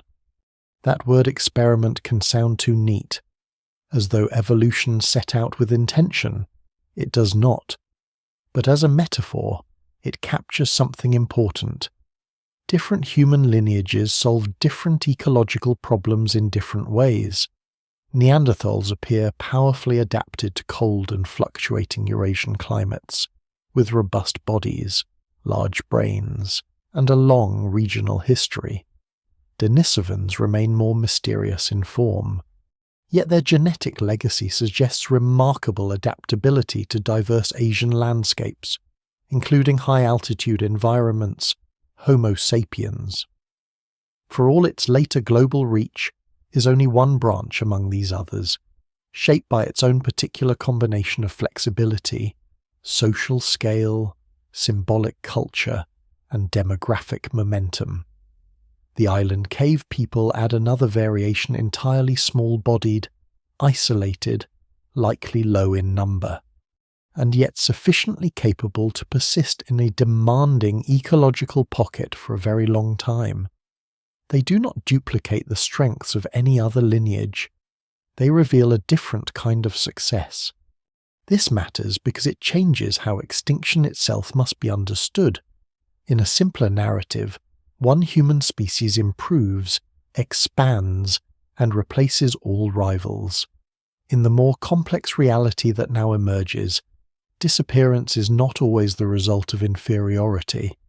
Sometimes it reflects geography, sometimes chance, sometimes climate instability, ecological narrowing, low population size, or simple bad timing. A lineage can be well adapted to its local world and still vanish when that world changes too quickly or when new competitors arrive. The cave people are a reminder of that fragility. They may have survived precisely because they were so well fitted to one island environment, and that same specialization may have made them vulnerable when broader regional conditions shifted. Scholars still debate the exact causes of their disappearance, but their place among other human groups makes one point clearer: extinction in our genus was likely common, contingent, and often indifferent to whether a population had solved its own immediate world brilliantly. The timing is what gives this crowded picture such emotional force. The cave species appears to have survived late enough to stand close in time to modern humans in the region. That means the island may once have belonged to a world where very different human beings lived not in distant succession, but in uneasy simultaneity. Elsewhere, Homo sapiens was spreading, adapting, crossing new boundaries, and perhaps entering island Southeast Asia with increasing frequency. In other regions, Neanderthals still endured for a while, and Denisovans or Denisovan-related populations may have persisted in parts of Asia. The prehistoric landscape begins to resemble an archipelago of human survivals, each lineage occupying its own diminishing refuge or expanding frontier. The cave people, once imagined as a singular curiosity, now stand as one local expression of that broader pattern. There is a tendency to ask whether these groups met one another, as though prehistory must culminate in contact for its complexity to matter. It is a natural question, but one the evidence can only answer cautiously. No direct proof shows a face-to-face encounter between the cave species and modern humans. No preserved scene captures exchange, conflict, avoidance, or coexistence in the dramatic sense. The evidence remains incomplete, and honest narration has to stop short of certainty. Yet even without direct contact, their coexistence in the wider temporal frame is enough to alter perspective. It means that when modern humans began to occupy these wider regions, they were not necessarily entering a world emptied of relatives.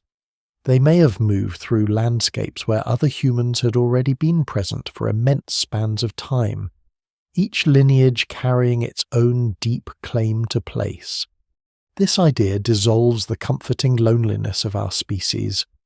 Modern humans often imagine themselves as the inevitable centre of the story, with all earlier humans reduced to ancestors or failures. But the cave people were not our ancestors in any simple sense, nor were they mere failures awaiting replacement. They were contemporaries of a kind, living out their own history according to local terms. Their bodies do not point toward us as a destination. They point sideways, toward another way the human form could persist. That sideways perspective is one of the most important lessons of the discovery. It reveals that the human family was not organized around one privileged route. It was a branching set of solutions, some expansive, some local, some short-lived, some astonishingly persistent. The more this is understood, the stranger Homo sapiens itself begins to look. Our species often feels ordinary only because we are surrounded by ourselves, set against Neanderthals, Denisovans, and the cave people. The modern human body becomes just one configuration among several: tall compared with some, gracile compared with others, symbolically extravagant in ways that later dominate the planet. Yes, but not the only viable form of human life. For most of human evolutionary history, there may have been no reason to assume that our exact body plan or our eventual success was inevitable. The cave species sharpens this realization because it survived with a body so unlike ours, and yet remained unmistakably within the human family. It widens the category while making our own place inside it feel less absolute. Another striking consequence of this crowded world is how much of it remains invisible. Neanderthals are relatively well represented compared with many lineages, yet even they are known from a patchwork of sites. Denisovans became visible first through genetic traces and tiny fragments. The cave species emerged from an island cave that might easily have remained scientifically insignificant if excavation had gone differently or preservation had been slightly worse. How many other local lineages existed and vanished without leaving a readable record remains unknown. No single explanation fully accounts for the diversity we now see, and that may be because we are still seeing only the surviving edges of a much larger tapestry. The prehistoric world was likely more populated, more regionally varied, and more unstable than the fossil record can fully show. In that sense, the cave people are valuable not only for what they reveal directly, but for what they imply indirectly. They make hidden diversity plausible. They show that small populations in difficult regions can persist long enough to matter and remain obscure long enough to shock us.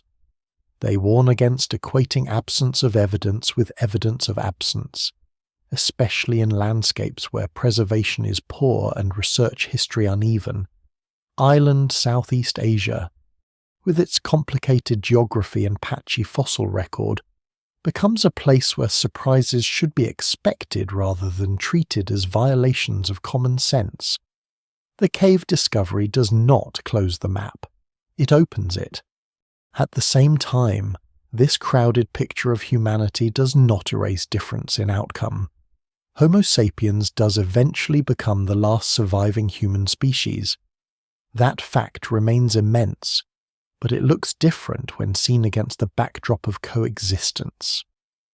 Survival was not simply a reward for being human in the most complete way. It may have depended on a volatile combination of population size, networking, innovation, ecological breadth, luck, and timing. Other lineages, including the cave people, were human enough to endure, adapt, and inhabit their worlds meaningfully. They simply did not persist into the present. The reason for that disappearance matters, and it cannot be assumed in advance. Placed beside their prehistoric neighbours, then, the cave people become both more ordinary and more extraordinary. More ordinary because they clearly belong to a now recognizable pattern of multiple human lineages sharing the late Pleistocene world. More extraordinary because their particular adaptation remains one of the most surprising of all small-bodied, island-bound, anatomically mixed, behaviorally capable, and preserved just well enough to force a rethinking of the whole. They were not alone in being different, but the kind of difference they embody remains unusually hard for modern instincts to absorb, and once that crowded human world is accepted, the island itself comes back into sharper focus. These people were not just living beside abstract evolutionary relatives elsewhere. They were living inside a dangerous, distinctive ecosystem that shaped every part of their existence. To understand why their bodies took this form and why survival required such precision, the story has to widen once more beyond human comparison and into the world outside the cave, the predators, prey, reptiles, dwarf elephants, and island hazards that made this not merely a place of isolation, but a place of constant threat. Beyond the shelter of the cave, the island is not a quiet refuge. It is a compressed ecosystem where danger does not always announce itself clearly, and where survival depends on recognizing patterns that shift with season, terrain, and chance. The same forces that shrank elephants and shaped the bodies of the cave people also produced a landscape filled with unusual combinations of life. Some creatures grew large where they could, Others became smaller, some vanished entirely. But what remained formed a web that was neither simple nor forgiving. For a small-bodied human population, this was not just a place to live. It was a place that constantly tested the limits of what that body could endure. Among the most striking elements of this ecosystem are the predators. The island is known to have supported large reptiles, including formidable monitor lizards whose size and behavior place them at the top of the local food chain. These animals are not passive background figures. They are opportunistic, powerful, and capable of turning any moment of inattention into a fatal encounter. For a human species of reduced stature, the presence of such predators changes everything. Movement must be careful. Carcasses cannot be left unattended. Shelter becomes not just a comfort but a necessity. The cave, in this context, is no longer merely a convenient place to rest. It is part of a survival strategy shaped by the constant possibility of being hunted rather than always being the hunter. This reversal of expectation is important. Modern humans often imagine themselves as the dominant force in any ecosystem they inhabit, especially when armed with tools. But the cave people may have lived in a world where dominance was situational, fragile, and often absent. Their tools could cut, process, and perhaps defend, but they did not guarantee safety. A large reptile does not need to outthink a human to be dangerous. It needs only proximity and opportunity. What survives in the record suggests a species that navigated this reality not by overpowering it, but by working around it, choosing when to engage, when to withdraw, and where to place themselves within the landscape to reduce risk. The prey available to them adds another layer of complexity. Dwarf elephants, though smaller than their mainland relatives, would still have been significant animals, both in size and in the challenge they posed. Whether the cave people actively hunted such creatures or relied more on scavenging remains uncertain. Scholars still debate this, as the evidence does not provide a complete narrative of interaction. But even the possibility of engaging with such prey highlights the delicate balance of the ecosystem. A successful encounter could provide a large amount of food, enough to sustain a group for days. A failed attempt could result in injury or death. Smaller animals, such as rodents or birds, may have offered more reliable but less substantial returns. The strategy, therefore, was likely one of flexibility, taking advantage of what the environment offered without committing to a single risky approach. Vegetation and plant resources would have played a crucial role as well, though they leave fewer traces in the archaeological record. Fruits, roots, and other edible plants could provide essential nutrients and help buffer periods when animal resources were scarce.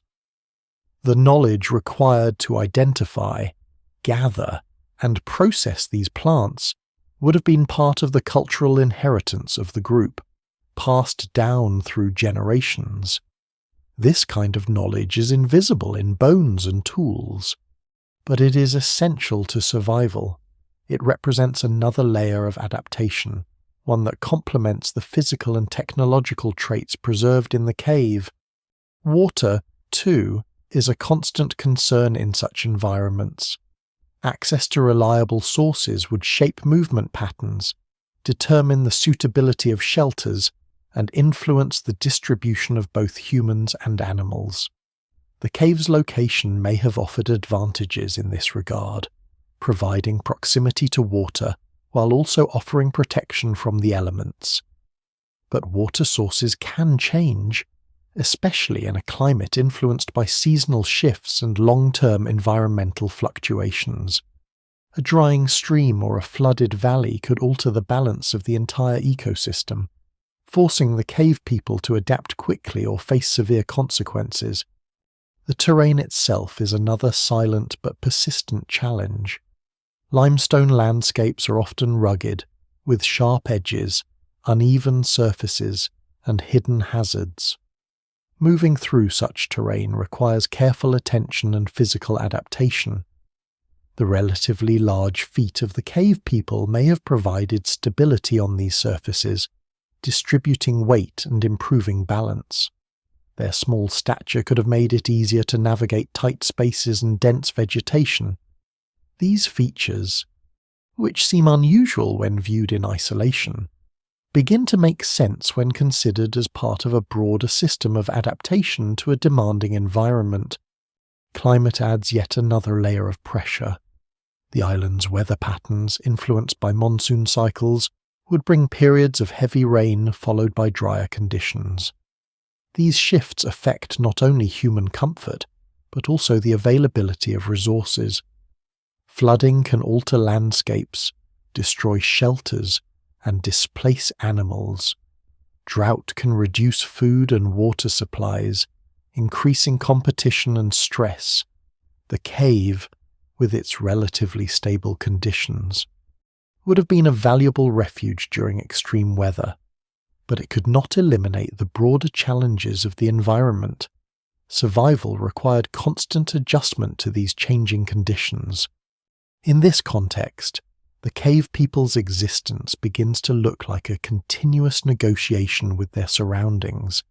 Every aspect of their lives' movement, diet, shelter, social organization was shaped by the need to balance risk and reward. Their small size, once seen as a limitation, becomes part of this balance. It reduces energy needs, allows for more efficient use of limited resources, and may even enhance mobility in difficult terrain. But it also imposes constraints, limiting strength and perhaps influencing the range of possible behaviors. The result is a finely tuned adaptation, one that works within a narrow set of conditions but may struggle outside them. This narrowness is both a strength and a vulnerability. It allows the cave people to thrive in their specific environment, but it also makes them sensitive to change. A shift in climate, the arrival of new competitors, or a disruption in the food web could have disproportionate effects on a small, specialized population. Scholars still debate which of these factors, or combination of factors, ultimately led to their disappearance. The evidence remains incomplete, and no single explanation fully accounts for the end of this lineage. But the ecological context makes one thing clear: survival here was never guaranteed. It was achieved through constant adaptation, and it could be lost just as quickly. There is also a broader lesson in this ecological perspective. The cave people are not defined solely by their anatomy or their tools. They are defined by their relationship with the environment. Their bodies, behaviors, and cultural practices all reflect the pressures and opportunities of the island. This integrated view challenges the tendency to isolate different aspects of human evolution biology, culture, environment as separate domains. In reality, they are deeply interconnected. The cave species embodies this interconnectedness, showing how a human lineage can be shaped simultaneously by physical constraints, behavioral strategies, and ecological conditions. As the story moves forward, this ecological understanding becomes crucial for interpreting their disappearance. The same factors that allowed the cave people to survive small size, local adaptation, reliance on a specific set of resources may also have contributed to their vulnerability. When conditions changed, whether through natural processes or the arrival of other human groups, their finely tuned balance could have been disrupted. The cave, once a refuge, may have become a final record of a way of life that could no longer be sustained. And so, the island environment does more than provide a setting for the cave discovery. It offers a framework for understanding both the rise and fall of this remarkable human species. It shows how evolution can produce solutions that are perfectly suited to a particular context, yet fragile in the face of change.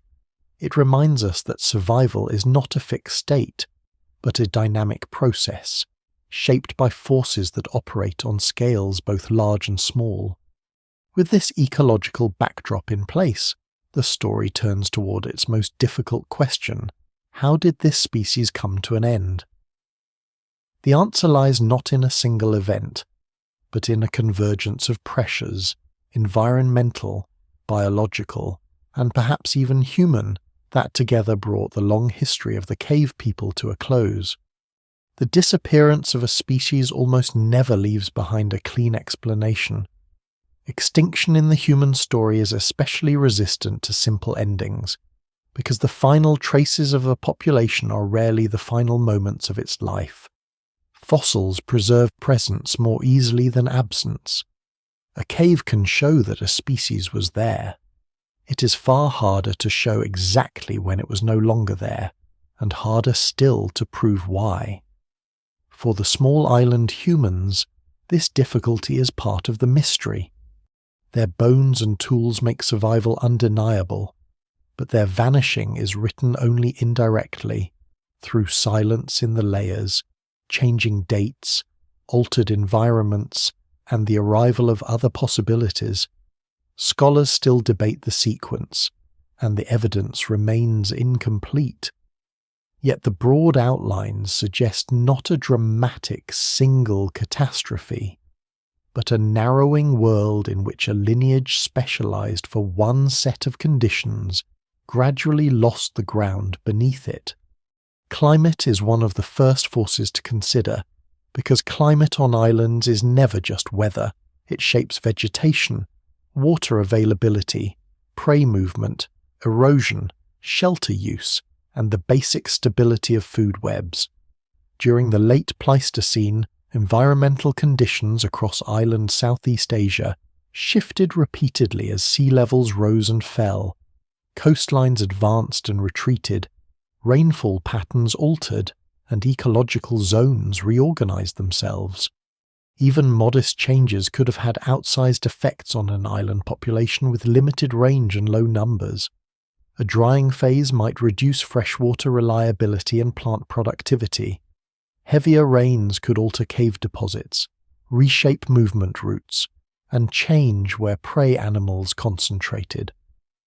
A species narrowly adapted to local rhythms can survive instability for a long time, but only within limits. When those limits are crossed, persistence becomes more fragile with every generation. This is where specialization begins to show its darker side. The cave people seem to have been brilliantly fitted to their environment, but fitness is always conditional. A body tuned to scarcity, rough terrain, and a particular prey landscape can thrive, while those conditions remain broadly stable. But if the prey base contracts, if vegetation shifts, if water becomes less predictable, or if extreme events become more frequent, that same specialization can turn into a trap, larger. Broader-ranging populations sometimes absorb such stress by moving outward, diversifying diet, or drawing on wider social networks. A small insular population may have no such buffer. It cannot simply relocate across a sea barrier. It cannot easily merge with distant kin if there are none within reach. Its options narrow quickly. The very isolation that protected its distinctiveness may also have magnified its vulnerability. Population size matters here as much as climate. A species living in low numbers can endure for astonishing spans of time, but endurance at small scale is precarious. Each loss matters more. A few failed breeding seasons, a disease outbreak, several severe storms, or a decline in infant survival can leave marks that never fully disappear. Genetic diversity may shrink. Recovery becomes harder. Random events carry greater force. What survives in the record suggests the cave people were probably never numerous, and that has profound implications. Extinction for such a population need not involve warfare, overwhelming competition, or even a major ecological collapse. It may emerge from accumulation. The margin between persistence and disappearance may have been thin for a very long time before it finally broke. There is also the possibility of ecological reorganization within the island itself. Prey species change, predators shift in abundance, habitats expand or contract. Even without outside interference, such changes can destabilize a local human lineage. If the cave people relied on a mixed strategy involving certain animals, certain shelters, and certain seasonal patterns, then disruptions across any part of that system could cascade. A reduction in one prey source might increase competition for another. Movement patterns may become more dangerous or less productive. Energy budgets that once balanced narrowly could tip into chronic deficit. No single explanation fully accounts for this in a way that can be demonstrated conclusively from the cave alone. But the ecological logic is persuasive.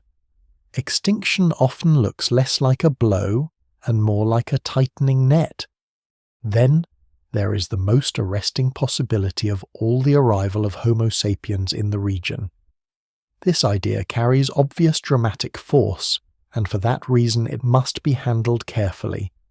It is easy to overstate what the evidence can prove. There is no preserved scene of encounter, no unquestionable record of conflict, no direct testimony from the cave floor that modern humans and the small island species stood face to face. Honest scholarship has to stop short of certainty. But the chronological overlap remains important enough that the question cannot be ignored. If modern humans entered the wider region while the cave people still survived, then the island population may have faced a new kind of pressure altogether. That pressure need not have taken the form of open violence to be decisive. Homo sapiens tends, across many regions, to arrive not simply as another primate on the landscape, but as a reorganizer of landscapes. Fire use, broader diet, flexible toolkits, larger social networks, and demographic expansion can alter ecosystems quickly. A small local population may be disadvantaged not because it is incapable, but because it cannot compete at the same scale. Even indirect competition could matter. Prey might be taken more intensively. Key shelters could be occupied. Movement corridors might become riskier. Novel pathogens may have entered the picture. The arrival of a more numerous or more ecologically expansive human group can destabilize a local lineage without requiring a single dramatic confrontation. Scholars still debate how likely this was in the case of the cave people. But it remains one of the most compelling possibilities because it fits a broader pattern seen elsewhere in prehistory. Yet broader patterns can mislead if treated as destiny. It would be too simple to imagine modern humans sweeping the island species away in a neat replay of older replacement narratives. The reality may have been messier: climate change, ecological instability, low population size, and outside arrival could all have interacted. A species already under stress from environmental fluctuation may have been pushed beyond recovery by even limited competition.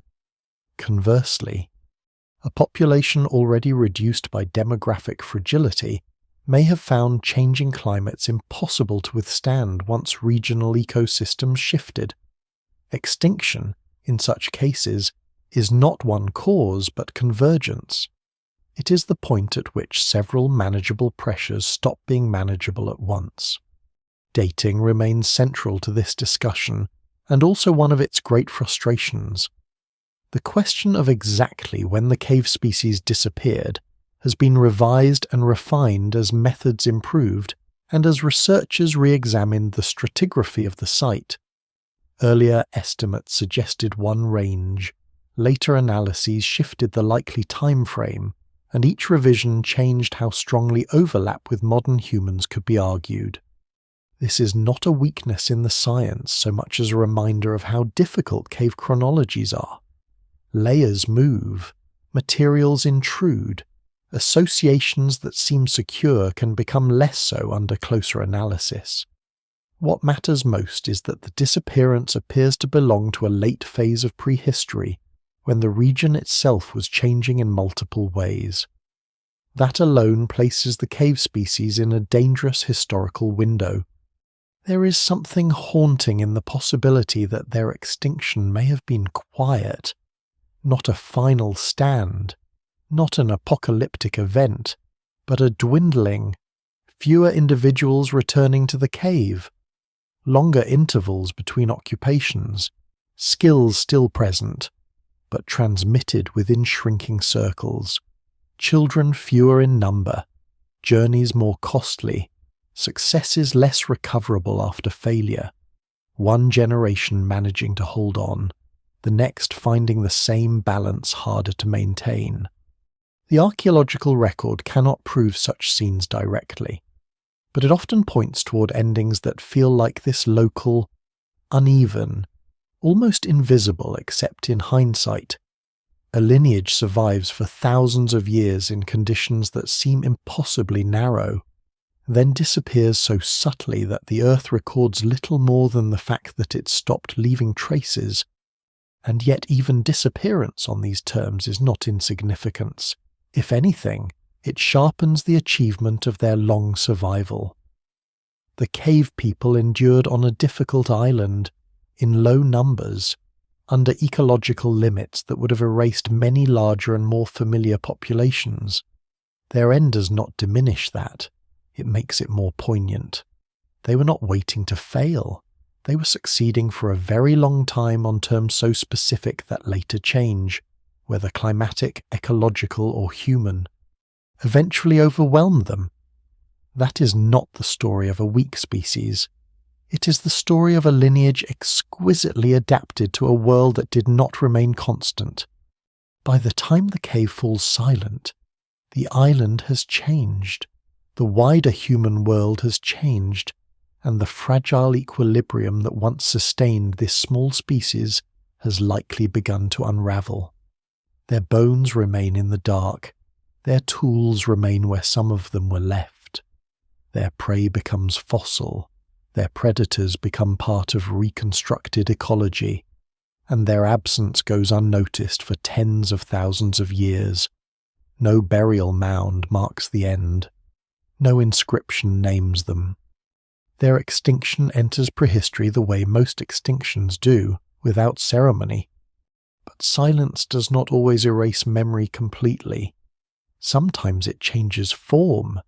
A species disappears from the fossil record and persists, perhaps distorted, perhaps transformed, in stories told by later peoples who inherit the same landscapes. That possibility waits just beyond the edge of the cave record. On this island, legends endure of small beings in the hills and forests, and though science must approach such tales with restraint, it cannot help noticing how often memory clings to places where the past once moved in forms no longer seen. Long after bones disappear into sediment and tools lose the memory of the hands that made them, landscapes continue to generate stories. Caves do this especially well. Forested ridges, limestone hollows, steep ravines, and stretches of country that resist easy control tend to collect legends the way stone collects water. People living near such places often speak of presences just beyond ordinary sight, beings that are not exactly human and not entirely animal, dwellers in rock, forest, or mountain shadow who belong to an older order of the world. On the island where the cave people were found, later traditions include tales of small, elusive beings said to inhabit remote places. For obvious reasons, these stories have drawn intense attention. The temptation is immediate and powerful. Perhaps folklore preserved a dim memory of a real non-modern human population that survived far longer than science currently accepts. It is a compelling idea. It is also one that has to be handled with great caution. Science and folklore are not enemies, but they do different kinds of work. Folklore preserves meaning, warning, memory, and identity through narrative. It often compresses centuries into a single recurring image. It can preserve echoes of real landscapes, dangerous animals, vanished habits, and ancestral encounters, but it does so through transformation rather than documentation. A legend is not a fossil layer. It does not carry a secure date, a stratigraphic position, or a set of measurable anatomical traits. That matters here because the cave discovery makes the legends feel almost too suggestive. Small cave or forest-dwelling beings in local tradition, small-bodied human remains in an island cave, and a vanished lineage whose extinction may have been relatively recent by prehistoric standards, form a pattern the human mind wants to connect at once. Scholars still debate how much weight such stories should bear, and most remain rightly cautious. No single explanation fully accounts for folklore, and no honest reading of the evidence can treat it as proof that the cave species survived into the era of living memory. Even so, the existence of these stories is not trivial. They reveal something about how people understand landscapes that carry a deep past. Remote places rarely remain emotionally empty. Human communities map uncertainty onto them, especially when those places contain dangers, disappearances, strange sounds, or the feeling of being inhabited by something not fully known. A story about small beings in the hills may preserve nothing more than the ordinary human tendency to people the margins of the world with figures that express caution and wonder. It may also absorb memories of real but later human groups, unusual individuals, misunderstood animals, or inherited fears given a local form. The evidence remains incomplete, and folklore cannot be reverse-engineered into anthropology with confidence. Yet what survives in oral tradition does suggest that the island's hidden places were never treated as empty ground. They remained charged, inhabited in imagination, even when not occupied in the archaeological sense. This is one reason the cave discovery resonates so strongly with the public. The fossil bones satisfy science, but the legends satisfy a deeper instinct, the suspicion that the world may remember what official history has forgotten. There is something profoundly human in wanting the two to align. A hidden species found in a cave feels like the sort of truth folklore ought to have whispered in advance. And in a loose emotional sense, perhaps it did. Not because legend preserved a precise biological record, but because it preserved the intuition that certain landscapes contain remnants, presences, survivals at the edge of ordinary understanding. That intuition is not science, but it is not meaningless either. It is one of the ways human beings acknowledge that the land is older and stranger than daily life admits. Still, caution has to remain stronger than romance. Claims that local legends provide direct evidence for the survival of the cave species into recent centuries remain unsupported.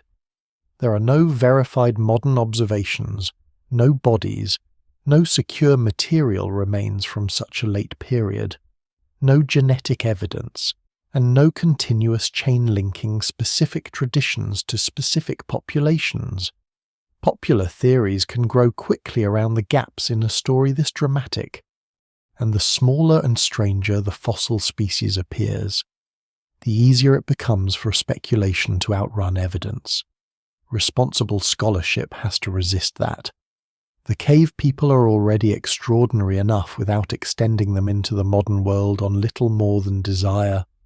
To say that folklore is intriguing is not to say that folklore confirms anything. It does not. But neither should the stories be dismissed with contempt, because contempt often misses what stories are actually preserving. Legends about small hidden beings can express the memory of dangerous places, encode rules about where not to wander, or preserve a sense that the forest and mountain are not fully domesticated by human use.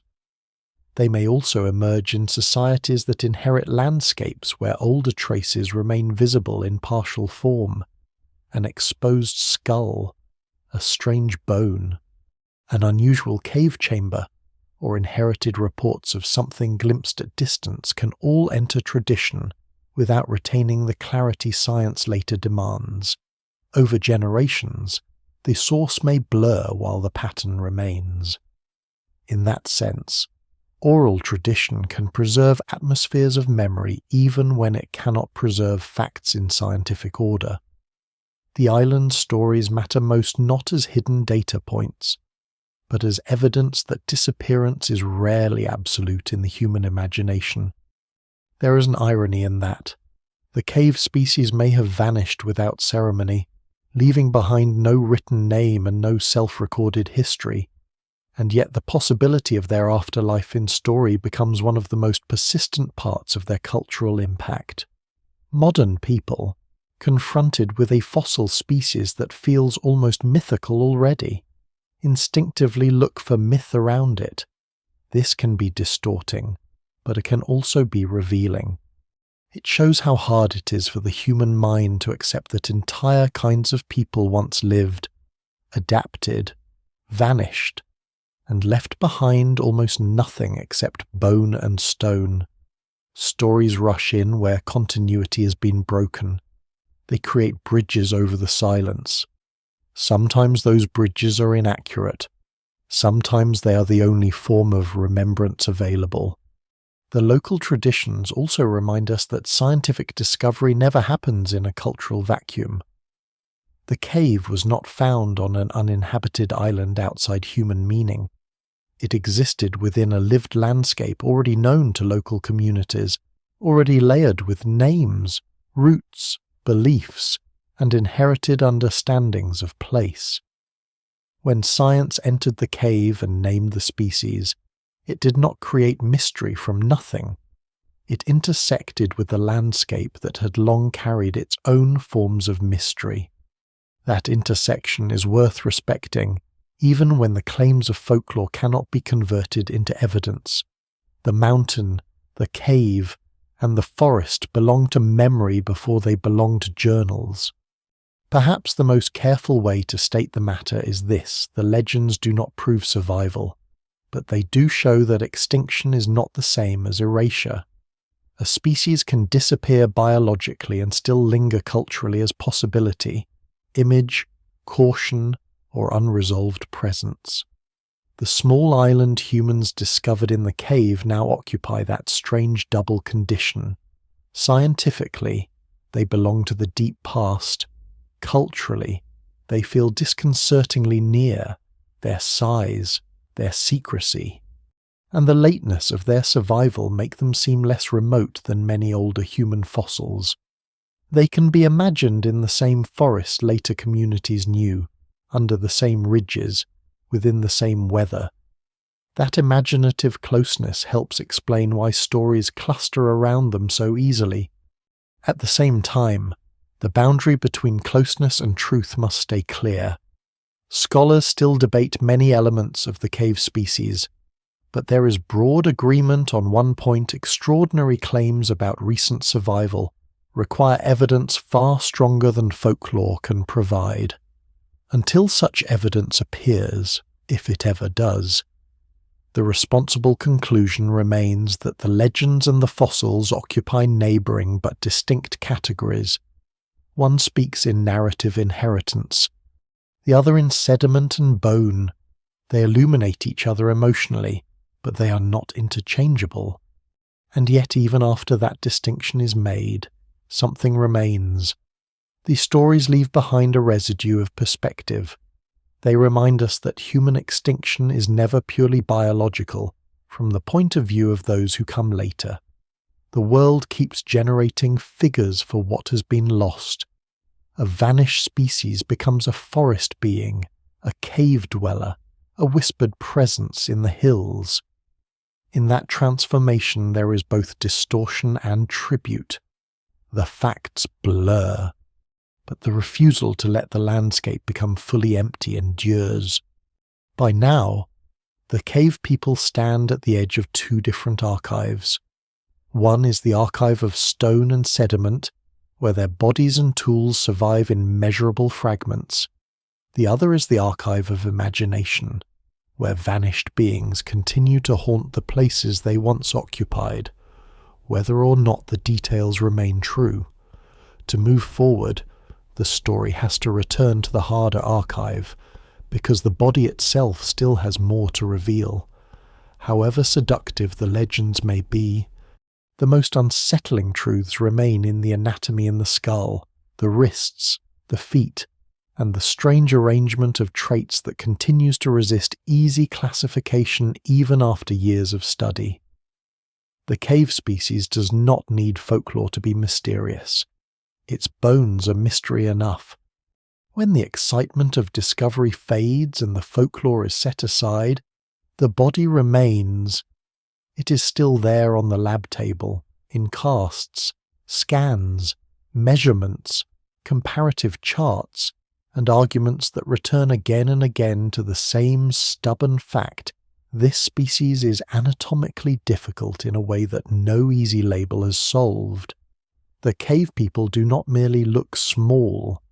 They look assembled from traits that should not have survived together this late, not in one body, not in one population, not in one island refuge so close to the edge of the modern human world. That is why their anatomy continues to matter more than any headline ever written about them. The body is where the deepest challenge lies, because the body is what refuses to become simple.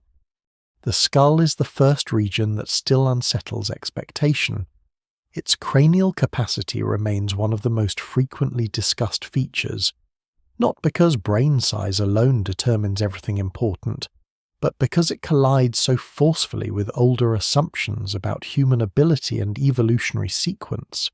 The brain case is strikingly small, far below the range most people instinctively associate with the late surviving human species, and yet the shape of the skull, taken with the rest of the anatomy and the archaeological context, does not support a lazy conclusion of incapacity. Instead, it creates a harder question. How should such a brain be understood within the human family when the associated body and behavior suggest a functioning, adapted population rather than a pathological outlier? Scholars still debate the implications, but the evidence remains incomplete in a very specific way. It withholds the comforting link between larger brains and more legitimate humanity. The face and jaw contribute to this tension. There is no neat modern chin, no easy slide into the recognizable architecture of Homo sapiens. The proportions are reduced, but not in a way that simply mirrors any living small body population. The teeth are relatively modest. Yet again, the pattern does not settle into one familiar comparison. This matters because anatomy does not work as a checklist, where one modern-looking trait cancels one archaic-looking trait. It works as an integrated structure, and here the structure continues to produce a mosaic. The skull suggests one history, while resisting a final conclusion about exactly which ancestry lies behind it. It is neither primitive in the crude sense nor modern in the comforting one. It is something more difficult, a late body carrying signs that seem to belong to deep time. The wrists may be even more revealing for specialists, precisely because they are so easy for everyone else to overlook. Small bones in the wrist preserve patterns of articulation and form that are not easily explained away once properly compared. In the cave species, these bones appear unlike those of modern humans in important respects.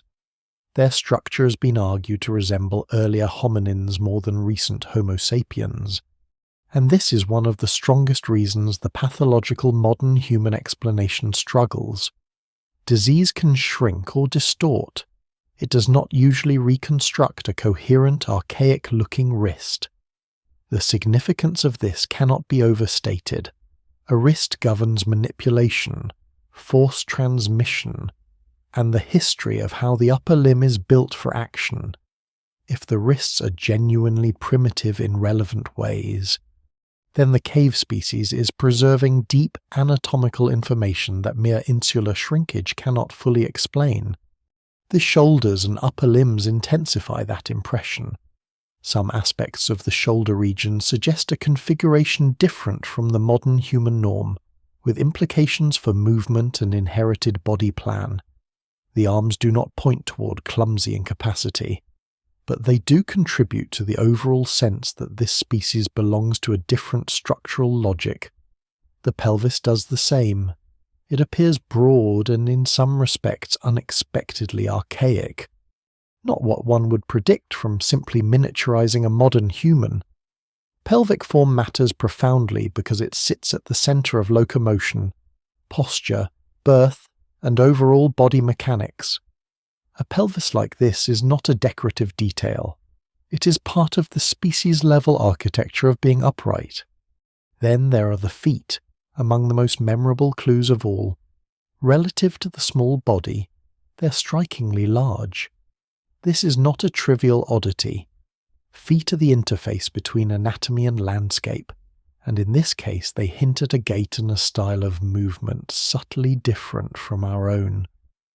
Large feet relative to stature may have helped with balance and stability on broken terrain, but they also contribute to the species' unsettling visual profile: tiny body, small head, long feet, fully upright stance. It is one of those combinations that sounds almost invented until the measurements are laid out, yet the measurements remain. What survives in the record suggests a creature adapted for walking and life on the ground, but not according to proportions that modern humans would find familiar. The result is a body that seems both efficient and ancient, as though upright movement has been solved here under a different set of constraints. All of this would already be enough to make the species remarkable. What makes it so enduringly disruptive is that the traits do not line up into a single tidy explanation. If the body were merely dwarfed, one would expect one pattern. If it were merely archaic, another. If it were pathological, another still. Instead, the species seems to combine elements of deep ancestry, island adaptation, and long isolation in a way that produces a genuinely hybrid-looking anatomy without implying actual hybrid origin in the popular sense. It is a mosaic in the strict evolutionary meaning, different regions preserving different histories of change. No single explanation fully accounts for this, and perhaps that is the point. The body may be difficult because the lineage itself lived through a difficult history, one shaped by ancient dispersal, insular pressure, demographic smallness, an ecological specialization acting across immense time. This is where the discovery remains most scientifically valuable. Many fossils can be fitted, with some effort, into a known trend. The cave people resist trend. They expose how misleading trends can be when overgeneralized into laws. Human evolution does not always move toward one recognizable package of traits. It branches, pauses, recombines, and sometimes leaves populations carrying combinations that look almost contradictory to later observers. The cave species becomes a warning against oversimplified models of progress. Bigger brain does not erase small effective bodies. Later dates do not guarantee more modern anatomy. Tool use does not belong exclusively to familiar forms. Isolation does not simply preserve the past unchanged. It reshapes it into something both old and new at once. There is a lesser-known but important implication here for how comparative science works. The more researchers compare the cave species with modern humans alone, the stranger it looks. The more they widen the frame to include earlier Homo and other hominins, the more its anatomy begins to reveal a logic, though never a fully settled one. This widening of comparison is itself a transformation in thought. It means the species forces science to use the whole depth of the human record rather than the recent end of it as the standard. That is a profound shift. Instead of asking why the cave body falls short of modern humanity, the better question becomes what range of anatomies the human lineage has always been capable of sustaining. Under that question, the species becomes less of an error and more of a revelation. Even brain size, perhaps the most publicly fixated trait, starts to look different in that wider frame. The problem is no longer why such a small brain belongs to such a recent species, but why modern observers assume there was only one acceptable way to package intelligence, behavior, and anatomy in the first place. The cave people do not solve that problem completely. They complicate it, which is more valuable. They show that the relationship between body, brain, tool use, and survival is looser and more context-dependent than simplistic hierarchies ever allowed. That realization unsettles not only old popular myths, but some lingering scientific intuitions as well. And so, the anatomy continues to do its quiet work. Long after the initial publicity, long after arguments over species status became familiar, the skeleton still sits at the center of the case, refusing to be absorbed.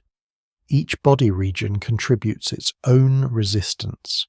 Skull, jaw, wrist, shoulder, pelvis, foot, smallness everywhere, but not uniformity. Archaic traits, but not a pure relic. Functional competence, but not modern design.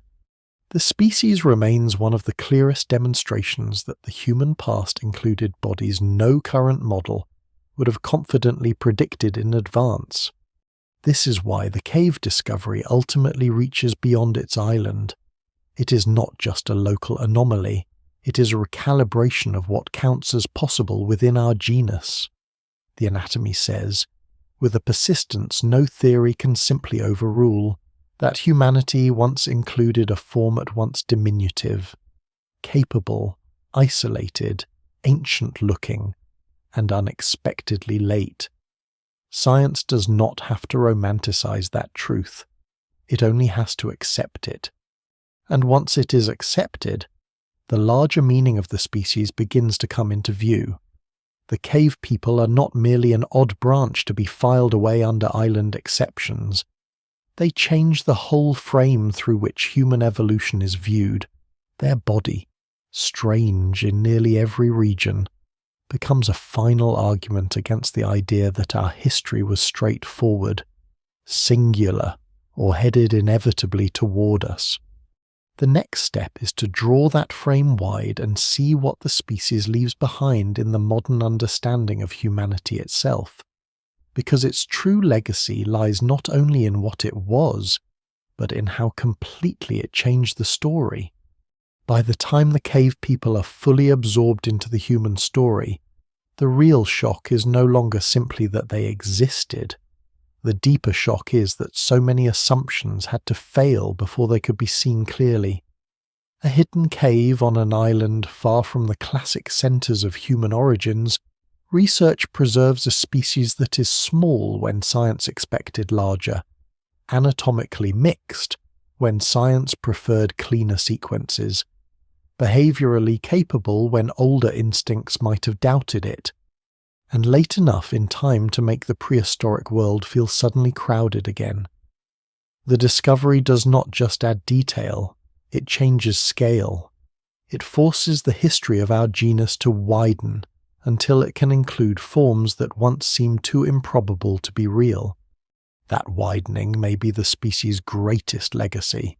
For centuries, human beings have told themselves stories in which the past narrows toward the present, as though everything before us were merely preparation for us. Even when science replaced myth and theology with fossils and comparative anatomy, some of that narrowing impulse remained. The human family tree became more accurate than the old ladder, but it could still be treated as if one branch mattered more than all the others, and as if the rest of the story existed mainly to explain how Homo sapiens came to dominate the planet. The cave species resists that arrangement. It insists that other lineages were not background scenery to our emergence. They were real populations with real adaptations, inhabiting real landscapes on their own terms, surviving for astonishing spans of time without needing to become us in order to matter. This changes the emotional structure of human evolution. Prehistory no longer feels like a march toward one outcome. It feels like a world full of contingencies, where geography, climate, chance, and local adaptation create multiple viable ways to be human.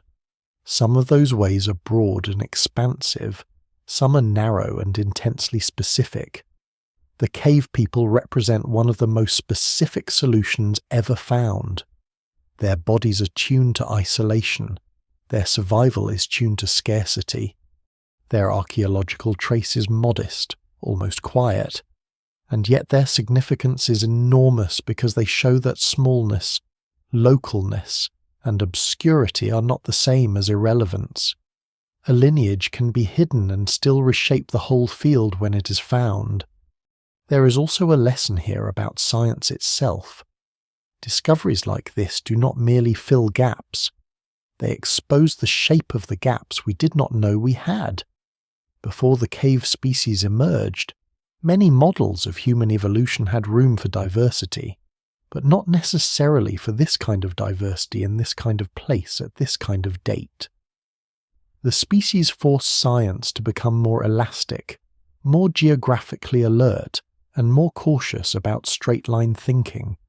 It pushed researchers to take island Southeast Asia more seriously as a region capable of preserving not just migration routes, but evolutionary surprises in their own right. It also reminded anthropology of something easy to forget. The fossil record is not a complete archive of what existed.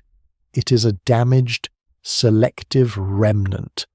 When something as extraordinary as this can remain hidden until the present, humility becomes not just a virtue, but a method. That humility matters because the cave people likely represent more than an isolated marvel. They imply a world richer than the one already reconstructed. If one small-bodied human lineage could persist in deep island isolation, then other local populations may also have existed in regions where preservation was poor, research thin, or expectations too narrow to notice them. The discovery encourages a new habit of thought. Instead of assuming the known record is broadly complete and only missing details, it becomes necessary to ask which kinds of human histories were least likely to survive into evidence at all. Small populations, tropical environments, islands, mountain refuges, caves that no one excavated deeply enough. The species from the hidden cave becomes a symbol not only of what has been found, but of what may still be waiting at the edge of the map. At the same time, their legacy is not just scientific, it is philosophical in a quieter and more unsettling way. The cave people make the category of human feel less secure and more generous at once. They are close enough to us that we cannot push them outside the family, and strange enough that we cannot comfortably absorb them into our own image. They live in that difficult middle space where resemblance and difference remain in tension. That tension is valuable. It loosens the instinct to measure all human worth against the modern body, the modern brain, the modern style of technological expansion. It reminds us that for most of our evolutionary history, there was no single obvious template for what a human life should look like. There were only lineages solving conditions as they found them. The cave species also leaves behind a new understanding of fragility. Their survival is astonishing, but it is not triumphant in the usual sense.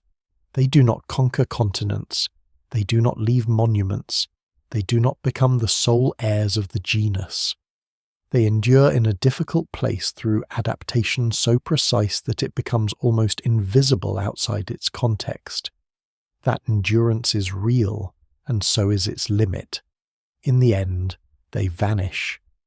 Whether climate narrowed their world, whether ecosystems shifted beyond recovery, whether Homo sapiens contributed directly or indirectly to their end, or whether several pressures converged at once, the result is the same. A whole kind of human life disappears, leaving only enough behind for later science to realize how much had been lost. And perhaps that is why the discovery lingers so powerfully in the mind. It is not just strange, it is intimate.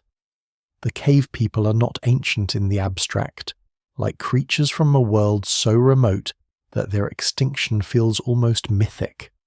They belong to a late and crowded chapter of human time, one uncomfortably close to us. Their bodies suggest that while modern humans were becoming the species that would dominate the Earth, other humans, very different in form, were still living out their own histories in hidden places. That fact changes the emotional distance of prehistory. The past feels less sealed. It feels peopled. In the end, the hidden cave did not reveal a monster, a mistake, or a miracle. It revealed a lineage, a real one, small, capable, isolated, disputed, and unforgettable. It revealed that evolution had taken the human form somewhere no simple theory had expected, and left it there long enough for stone and sediment to save a trace. It revealed that science is still learning how broad the human family once was, and it revealed that the story of our species cannot honestly be told as the story of our species alone. There may never be complete agreement on every detail of the cave people's ancestry, behavior, or final disappearance. The fossil record may never yield enough to settle every debate, but that uncertainty no longer weakens the discovery. It is part of the discovery.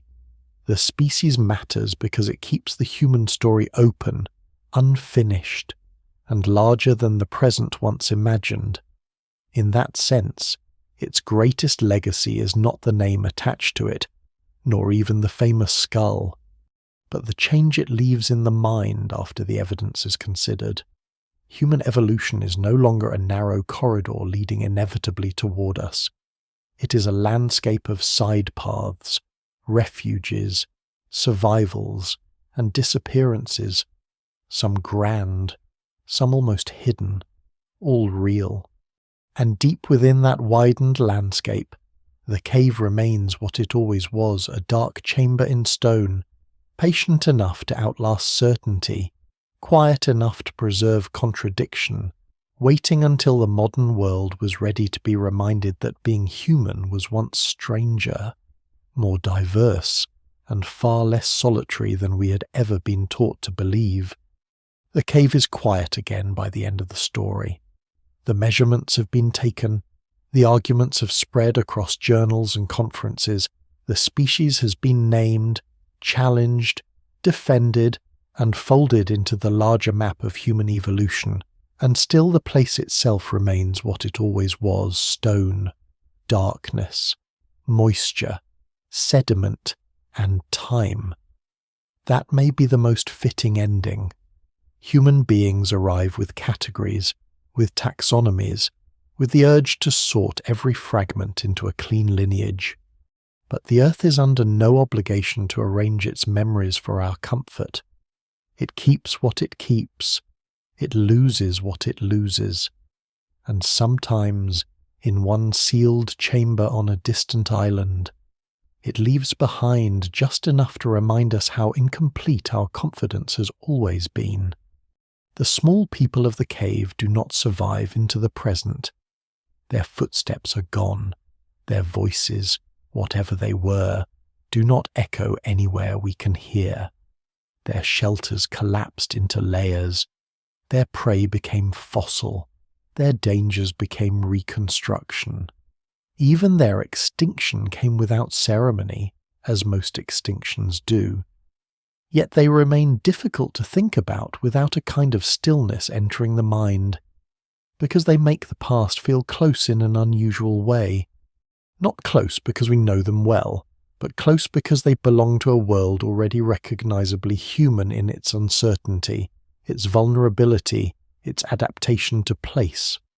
There is something humbling in that.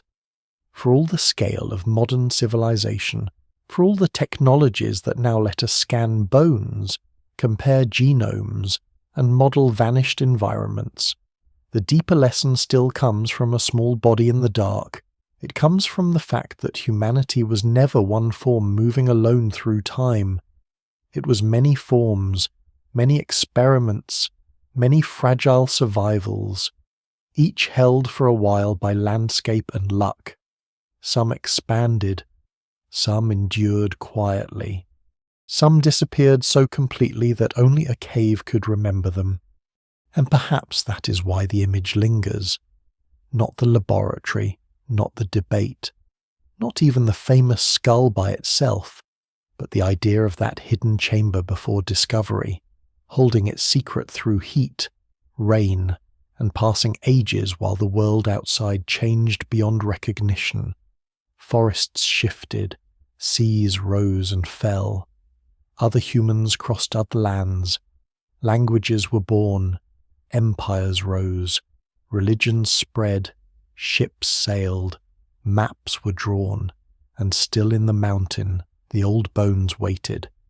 They wait there, in a sense, even now, not as living beings, not as legend made flesh, but as a reminder that memory is fragile, that survival is local, that disappearance can happen quietly, and that the human story, when seen in its full depth, is not the story of a single triumphant species, but of many lives once carried through difficult landscapes, now reduced to traces, still enough to trouble the silence,